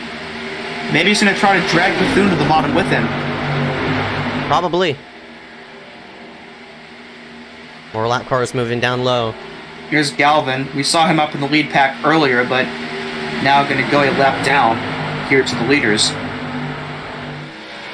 And he's not going below the line, so these guys are going to have to move up a lane.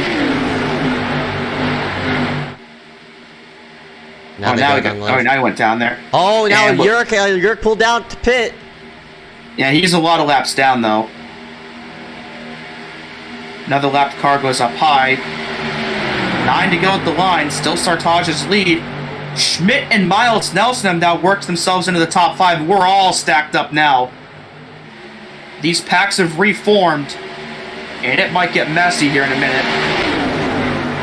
9 laps to go, and we're coming up on that fuel window. They're gonna take it 3. It's Schmidt and Bethune leaving out Sertage.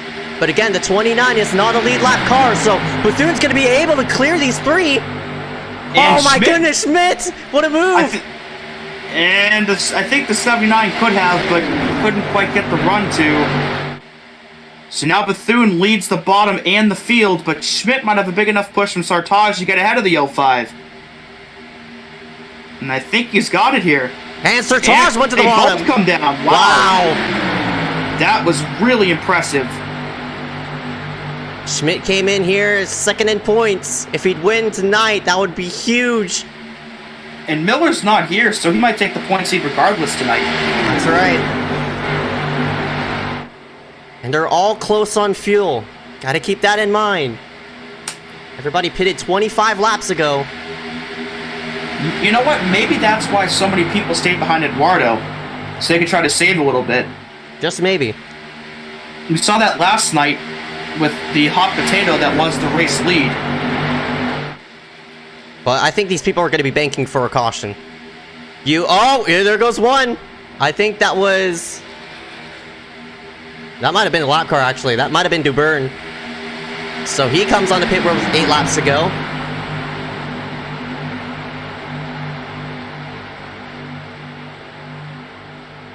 $19 cars all in the lead lap.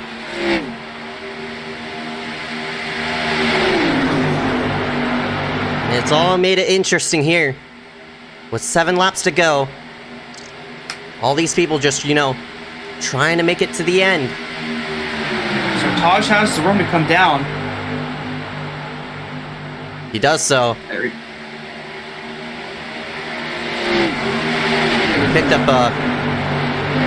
picked up Sertage, as well as, what am I saying? He picked up Schmidt, 79, got smoke ahead. Not sure what that was about. 6 laps to go. They're gonna be close on fuel. It's gonna be super close. It's gonna be, yeah, and with these people racing as hard as they are right now, this is gonna be madness. Oh! Oh! I cannot believe Johnson saved it, and that other car was the 88 of Mark Austin. They're going 4 wide, but Brayson.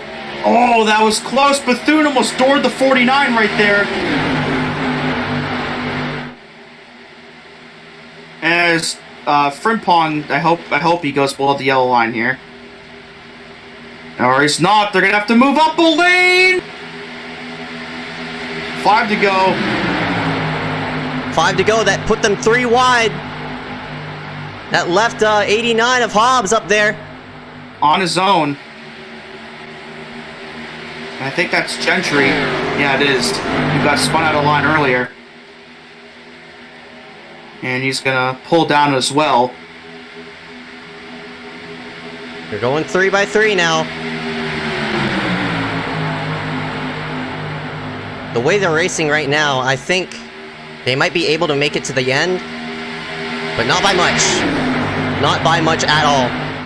It would not surprise me if we see some guys run out on the last lap, which would really create a mess of things. I got one slower car staying out of the way up top.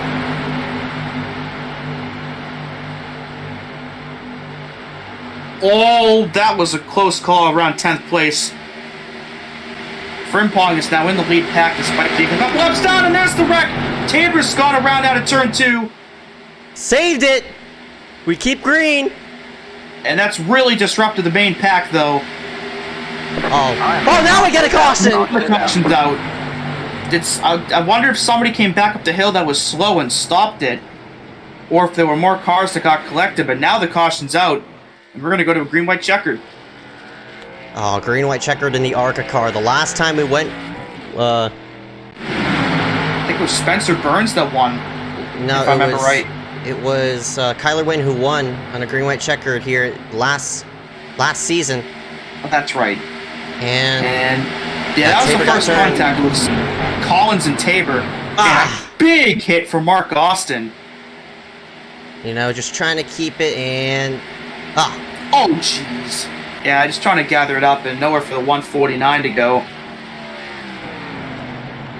Dreamy Leto. So it's green-white checkered time, and I imagine this will bring pretty much everybody down pit road. Though it would not surprise me if we see maybe 1 or 2 cars gamble and hope they don't run out on a 2-lap dash. I'd still splash. I'd still go with the splash now because the way these ARCA restarts are, we're gonna have a caution every by the time they throw the green down the back. So I feel this thing, the same situation. My goodness, I'm wording this terribly. I feel the same situation how this played out last season, and now it looks like Sertage stayed out. Couple cars did. Here comes the field, back half the field. Tabor stayed out as well, despite just spinning out. So some people are gambling with track position now. Will they have enough fuel to make it these couple pace laps plus a 2-lap dash? Because if we have a second or a third one, I don't think they're going to be able to stay out for that. But if it's just this one, they might be able to. It's going to be really, really close.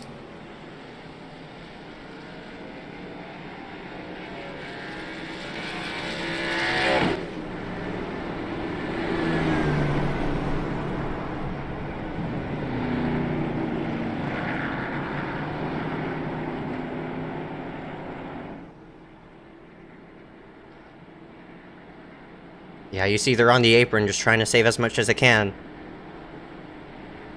Sertage is there, Hobbs is there, Beyer is there. Williams and Tabor.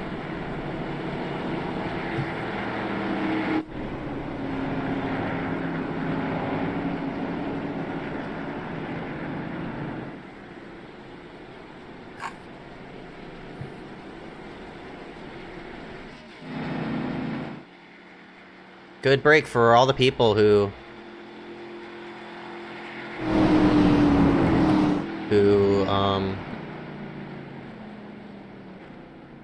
all got, you know, wrecked in some sort of shape or form off of that green flag run. I think Austin got the wave around, or Gentry did. Yeah. Austin got a lot of damage from that wreck, though.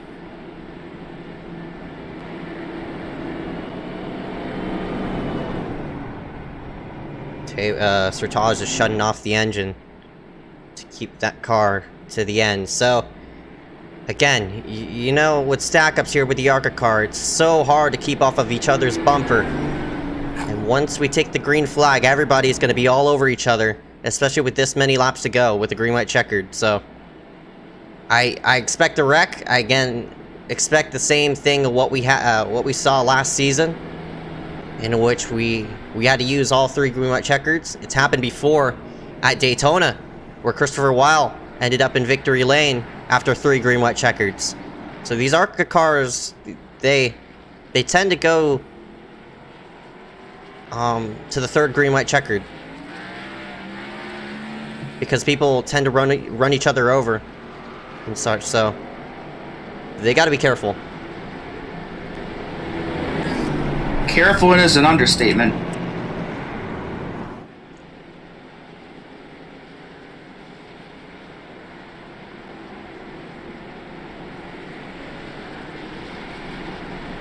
One to go.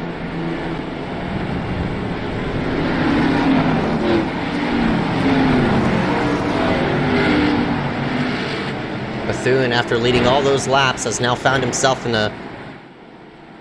12th. Still see all these cars on the apron. Stacked up. Man. Oh boy. My heart's pounding. I don't know what to really expect, but my expectations are not as optimistic as they're supposed to be.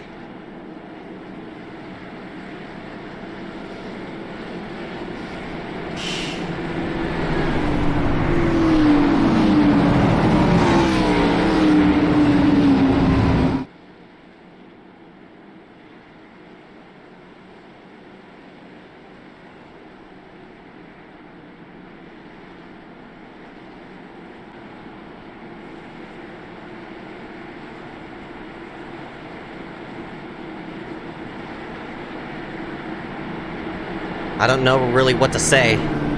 It's been crazy for this whole entire race. And after the lap 77 mark, if we even get there, we're gonna crown ourselves a victor here tonight at Talladega. Sir Tajman in the 49 has been almost perfect, leading 20 laps. Right now, can he lead the last one? Yeah, and he's only 6 days removed from a plate win as well. Won the Bonjan Lawn Care Series opener at Daytona on Monday. So trying to win 2 plate races in the span of 7 days here tonight. Can he do it? As we'll be back green here for green light checkered Green number flag, 1. green flag. Who's going to come out on top? No surprise to see people swinging 3. Big disconnection there with Sir Taj and Bayer. Bad restart from the 151. Gomes, excuse me. Yeah, He did really not killed get the going. outside. They're starting to stack up big time. Oh, they there we wrecked! go. Somebody just spawned. I think that's Dadgar in the 41. Now the 72 spins. Here's your Down the caution. hill he goes. Caution's back up. We'll see if anybody else got collected. But I think the 41 was the first one to go around. Yeah, that's what I expected. They started to stack up because Cal didn't go. And And that is not what Sartaj wanted either, as he's trying to save enough fuel to make it. And will he have to pit now, perhaps? We went 4 wide back here, and looks like Johnson got bottled up as they went 4 wide. Frimpong down to the 72.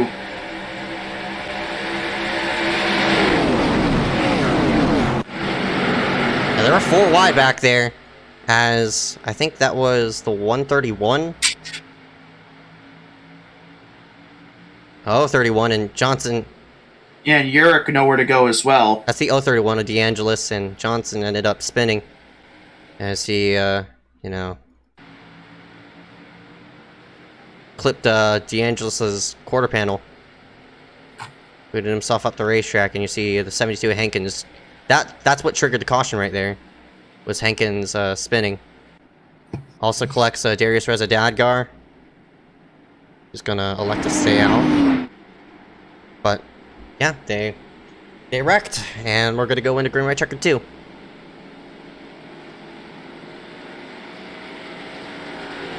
This is what I expected.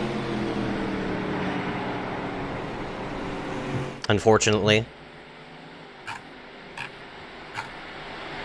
The only instance of us making it to, you know, that through 2 laps clean was last season at Daytona in the ARCA car, which Kyler Witten, too, also came up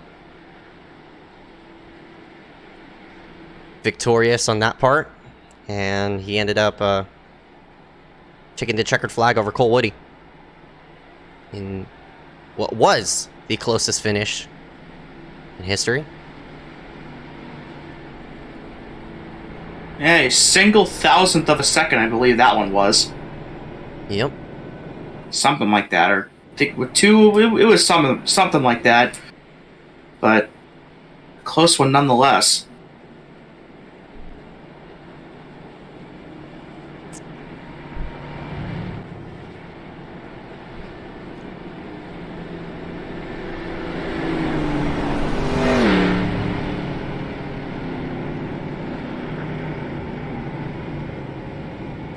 Lewis Galvin is gonna get the wave around, so he'll move himself on the lead lap. Mark Austin in the 88. Kai Gomes in the 151. Maybe wasn't good on fuel. Yeah, so they all came back on in. Dadgar, he was involved in that incident. Looks like he'll, you know, take the chance to repair that car, work it on a pit road.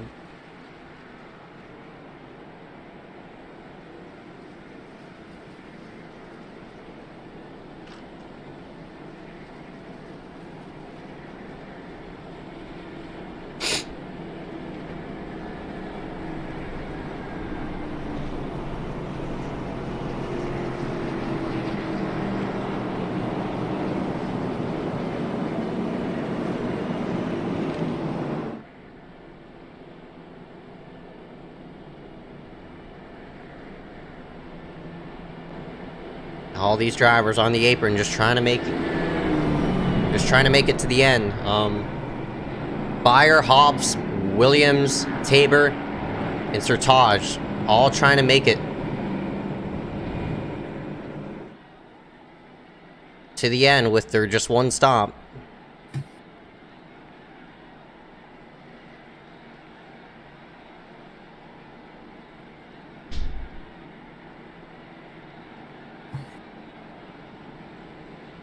I know it's tempting for Beyer to go on the pit road and take on fuel, but only so much you could do. Yeah, at this point, I mean, you're up there. You're this committed to it. You might as well run it till it's dry at this point. I mean, pitting for fuel now, it's probably going to put you back around 19th place. And gaining about, 19 spots in 2 laps is a very, very tall task. So you might be better off just restarting up there and, maybe having a run out of 4 than restarting all the way back there and not having enough time to get the spots back.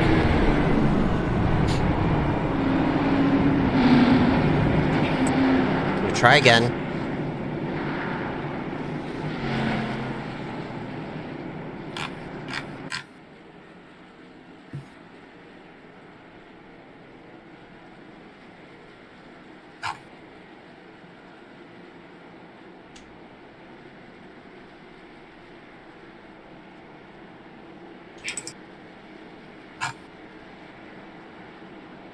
Should get this race all the way. Regardless of how many, of a third green light checkered. Well, if there's a caution on the third green white checker, that's the race and the field's frozen. Right. At the time of the yellow, and hopefully we don't end up there because nobody wants to see that happen. It's happened before. It happened last season. You see all these drivers, this top 4, just trying to me, that's the worst way to end a race. Yeah, that is the worst way to end a race, especially on a super speedway where everybody's hyped up for the end on who's gonna come out where, and for it to end under caution is pretty discouraging and disappointing.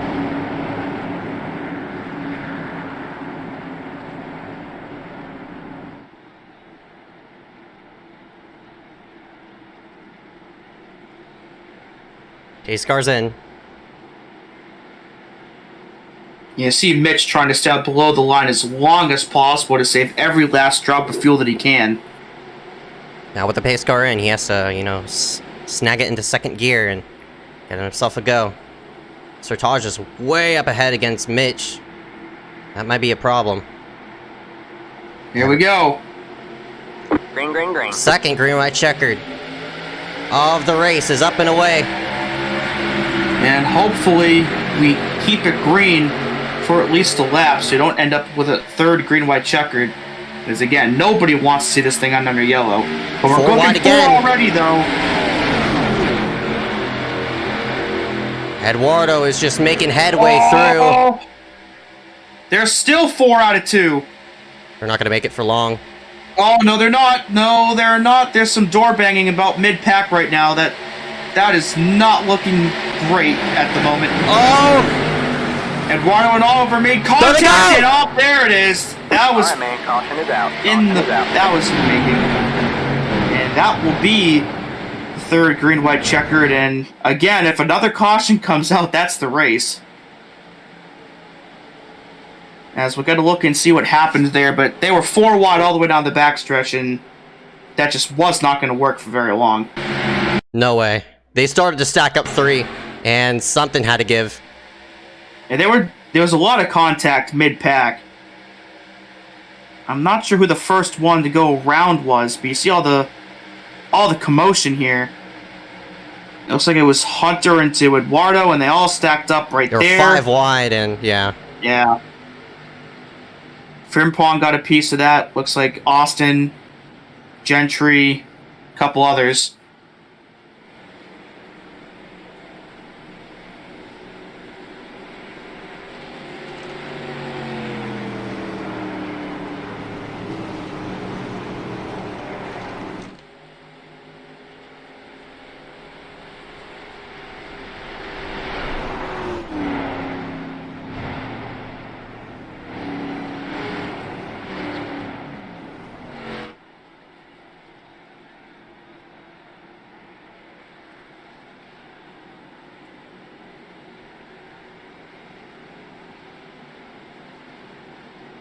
No!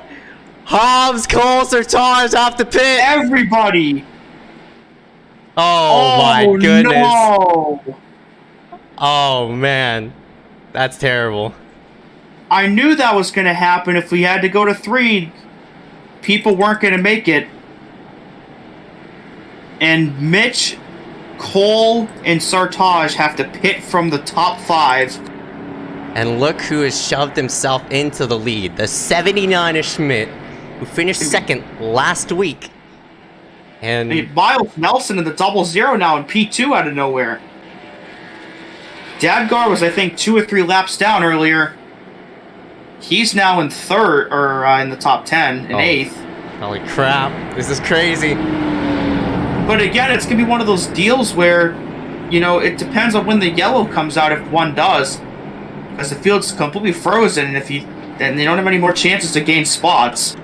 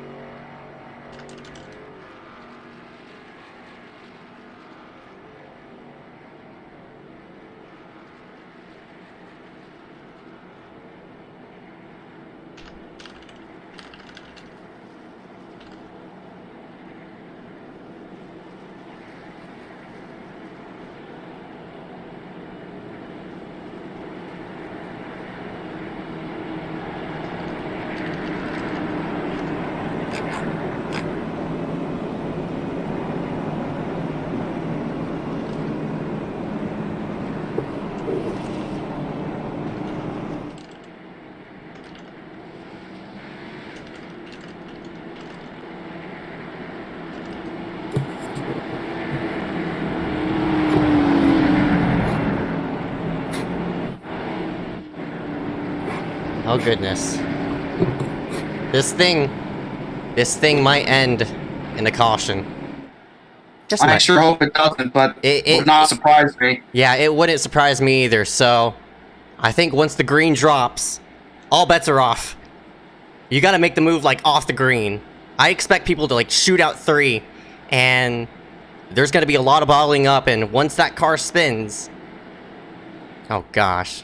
Once we do see that bottle up, you could call the race from there, because they're obviously gonna wreck. And we saw it last season as well, in which they crossed the start-finish line, but they still threw the yellow, which is crazy. But I don't know how iRacing, you know, cautions work and such. But man, William Schmidt, it's been a while since the 79 visited Victory Lane. Look at all these people who have never been in Victory Lane. Schmidt's been in Victory Lane before, Nobody else in the top 10's won except DeAngelis. That's insane. Like, we have some history that's gonna be made here. You got Miles Nelson, 0. Bethune's never won. Olsen's never won. He came up short at the Street Stocks at USA. Harrison's never won. Brayson Collins has never won. What is this? You got Oliver up here. Dadgar's in this mix as well. Visconti and DeAngelis, who you just mentioned, the only person with wins. I mean, also Schmidt has some iScar wins as well, but... So the top 10 is bookended by drivers with victories, but nobody in between them has any, so... That's There's a right. good chance you might be a first-time winner tonight, but... More importantly, I just hope this thing makes it to the white mode of a caution before the white flag. Because seeing this thing end under yellow would be, well, that would be sad.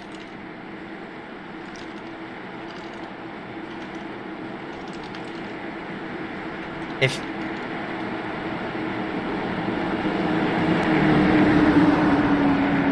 I'd be stoked to see the 79 or 05 come out victorious here tonight. If the 05 somehow wins this race, holy crap. That's crazy. If 79 wins this, I mean, if anybody within this top 10 except for DeAngelis wins this, I would be stoked. This whole entire top 10 is crazy. You've never seen these people run inside this position, but here they have a shot to win it with 2 laps to go. Final green-white checkered. But as you know, there's always a lingering chance of a caution coming out. So if they wreck, crown the race right there.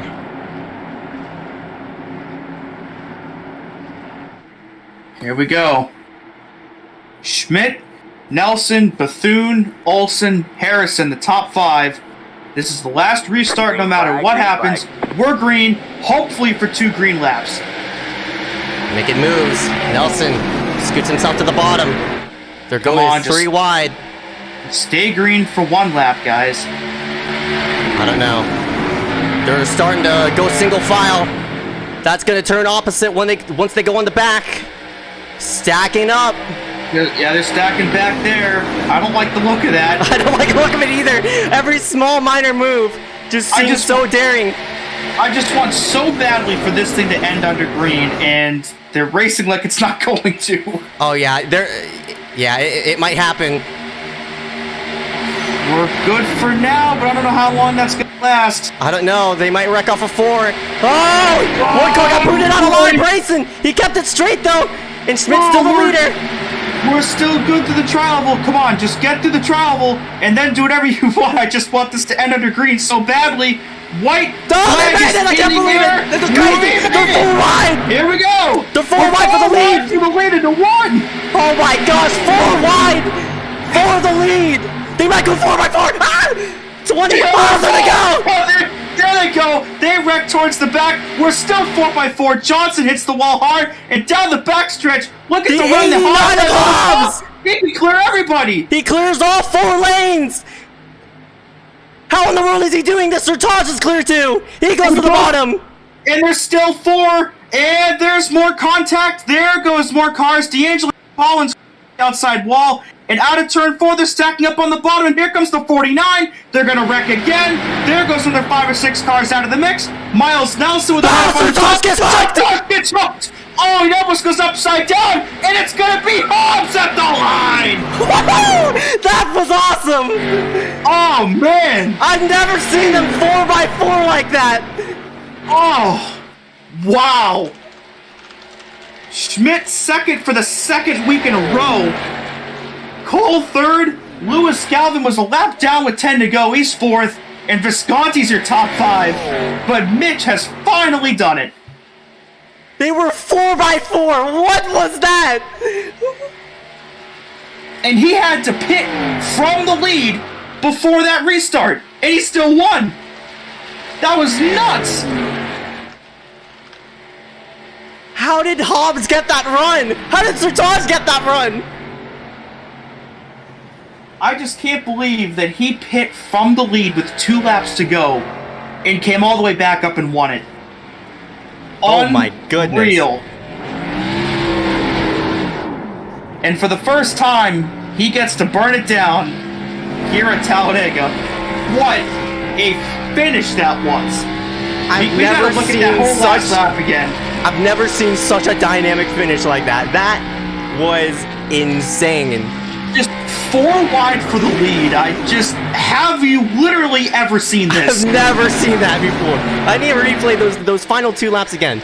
That Hobbs came from all the way back from 13th to the win.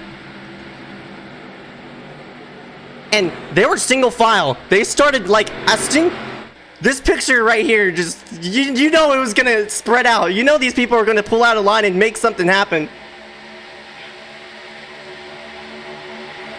Oh, I'm just thrilled they made it to the white because I really did not think they were going to. I can't believe they made it to the white either. I can't believe they held it 4x4. Yeah, it's weird because versus it was a couple of smaller wrecks versus one huge one. I was expecting about everybody in the field to get caught up in a wreck. All right, here we But go. somehow we didn't. So here we go. This is where it really stacked up. Nelson's gonna fling it up to the high side here, or at least try to. And now we're 4x4 for the lead on the last lap. And Yep. I think the first wreck was about 10th or 12th place. I think they're right there. Yurik and Dadgar went for a spin. And then DeAngelis and Collins went around into 3. But look at the run up top that the 89 and the 49 got, and they were able to clear back down to the bottom. And it looks like it was the 05 and the 77, and that put out DeAngelis and Collins. And then they wreck again right there. Eduardo turns Olsen, and Collins got a down as well. And then here Sartaj gets a big push from Bethune and just hooks him, and a huge hit for him and Nelson. And they wrecked again right there, but Mitch survived it all to get his first ever win. Oh, man. Never seen them go like that. It's 4x4. What happened? What in the world was that? Oh, man. You got Hobbs on the high side, Olsen 3rd lane, 2nd lane was Miles Nelson and Schmidt on the bottom. And Hobbs all the way up top. That's a racing photo. That's not staged. See them wreck toward the back. Then they go down the back. They spread out even more. Again, this is... I can't believe it. I can't believe what I saw. Oh. That was an insane run by that 89 of Hobbs. How in the world, like, how? You see them start to wreck toward the back there. And Sartaj took a massive hit right here, just got a really bad push from Bethune and just flung him right into the air. Big hit for Oliver and Galvin as well. But in the end, it was the 18. We'll be right back right after this. More to come as we interview out all these drivers and such. So we'll be right back right after this. More to come.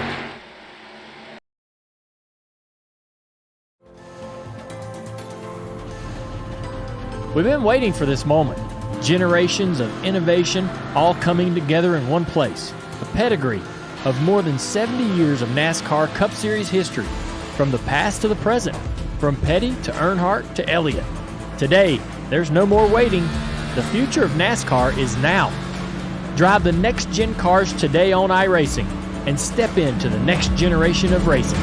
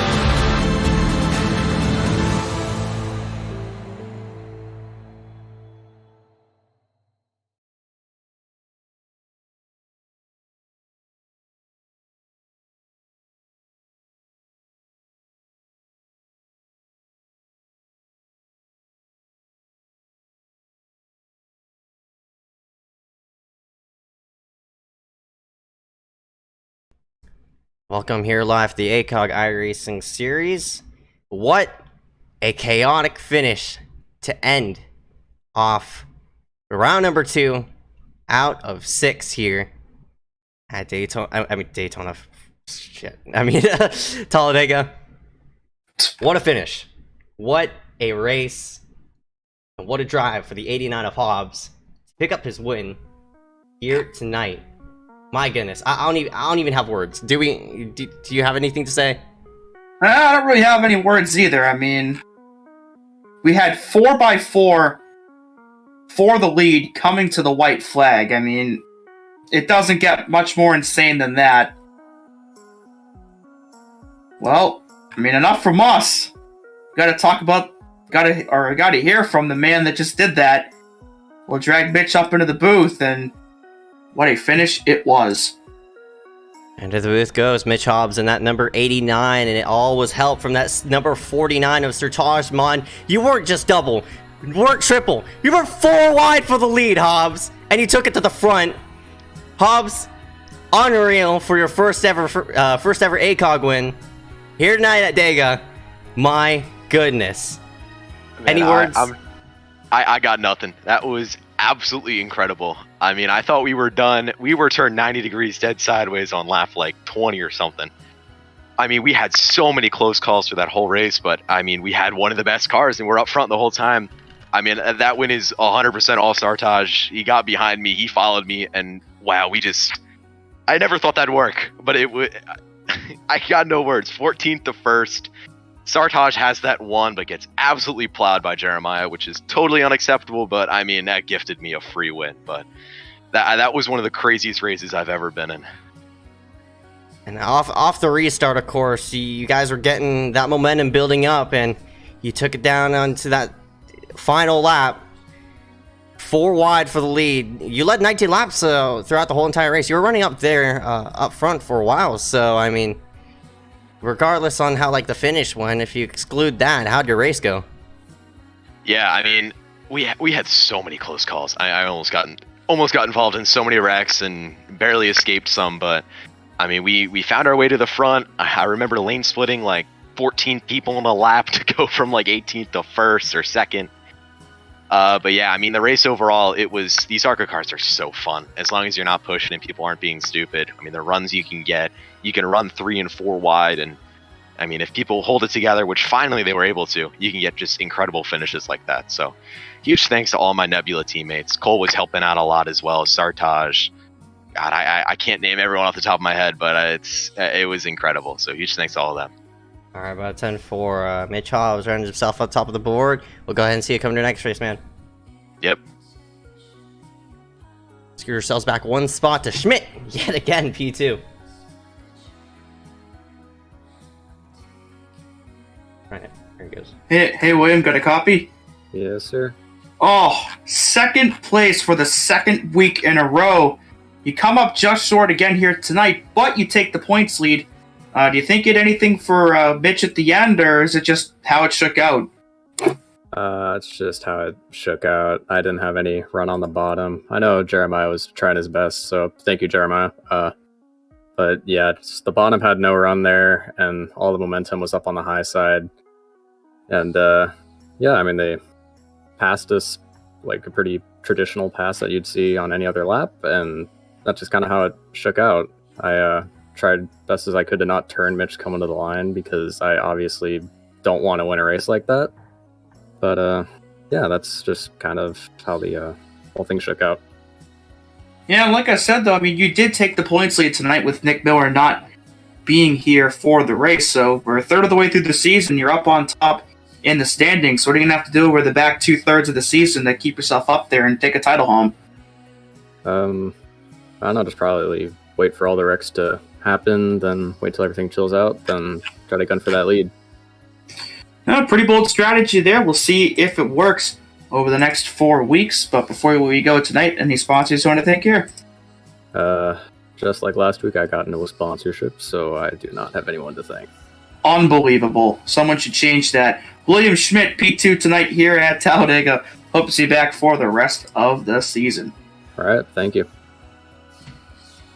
scoot ourselves into third spot. This is Cole Williams who rounded himself out third off of that whole entire exchange, but Mitch needed a Nebula teammate. There was one of them, and it was Cole Williams, and that number 42. Cole, you got a copy? Yes, sir. Cole, holy crap, that finished. That was insane. Walk me through it. Yeah. Yeah. Yeah, I don't know how we ended up needing green, white checkers to finish a race, but that really hurt me and Mitch and Sartaj, or at least we thought. Henry, we all had to come down for fuel. I was good for 2, and I was going to be close on 3 depending on when the yellow fell, but it wasn't worth the risk, so I just came down for fuel and then just sent it every single gap I saw besides the top, because I knew that was either going to be, you need to be the front 2 cars or maybe the top 3 cars up on the top to make any ground, or you need to be in lower lines to avoid the crashes, and that's basically what I did. I stayed second up from the bottom, but sometimes I was middle 3, sometimes I was second up from the bottom in 4 wide. So Darth was sending it like full throttle, 5 laps down. People were driving so hard, and it was really fun to just send it, stack 3 and 4 wide for 2 laps straight. Running as hard as you can. Obviously, the crashes happened towards my outside most of the time, so I was able to just kind of keep it low and keep it wide open. And then I thought for a second that Mitch and William were going to get cleaned out on the bottom too after Sartaj got spun. When you had like 5 cars up there, and then they had more contact after Sartaj got spun and Jeremiah crashed. I thought maybe they were going to get crashed into the grass, and I was going to be able to keep my momentum up and win, but came about a 10th short. But we got Mitch with the win and Williams second. It was a pretty goated top 3. And, it's sad for Sartaj. He probably had it won, but he just got totally full throttled. Can't push in the ARCA car. I don't know what the mindset was going to the trial there for Jeremiah. But regardless, it was a super fun race. Kept it green for a long time there. It was looking like it was going to maybe be kind of a fuel race under green. Then obviously it kind of became a fuel race for some people under yellow because of how many green, white checkers and extra laps we had to do. So went from, I think, 16th or 17th to 3rd last lap and 10th away from winning. So that's I can't ask for any more than that. Obviously Mitch went from 13th to the win. So that was good for him. It was super fun. All right, about 10-4. Cole Williams rounds himself out third for tonight's hectic finish. Before I let go, any smudge want to thank you for tonight? Shout out to Nebula, shout out to Mitch with the win, shout out to Sartaj and everyone in the voice chat in the Italy Discord for working tonight. Frank, we got Mark, we got Max, we got Sartaj, we got Mitch, we got Brody was in there. Who else we got? I don't remember who else was in there, but it was a great time. Bridger was out in there. It was a really fun time working with those guys and having a great time for the pushes and work and for the fuel saving, working on the strategy, etc. So thanks to them. Thanks to broadcast. Super fun. Gonna be a good one to watch back. Sending it 3 and 4 wide to get up to 3rd. And shout out to everyone who had a good time watching. All right, about 10-4. Cole Williams rounds himself out third. Go ahead and seek an extras, man. Thank you, man. All right. Wow. I got no words. I honestly have no words. How can you? I mean, like we said, 4x4 for the lead on the last lap. Doesn't get much more exciting than that. But in the end, it was Mitch Hobbs finally scoring his first league win, and that concludes our weekend of double Talladega races, and I hope you enjoyed watching them as much as we did. Yep, and we'll see you next week, of course, on Saturday nights and Sunday nights here with the Super Speedway League. The Super Speedway Series is going to be at Daytona. So we go back to Florida with the Xfinity cars, and after that, we'll go ahead and wrap things up for the first, for the opener coming Saturday night, I think at Phoenix. So it should be fun to see on how they'll all go, but until next time, my name is EZECKIEL. And I'm Dewey Stram. Thank y'all for watching. I'll see you back on Friday night.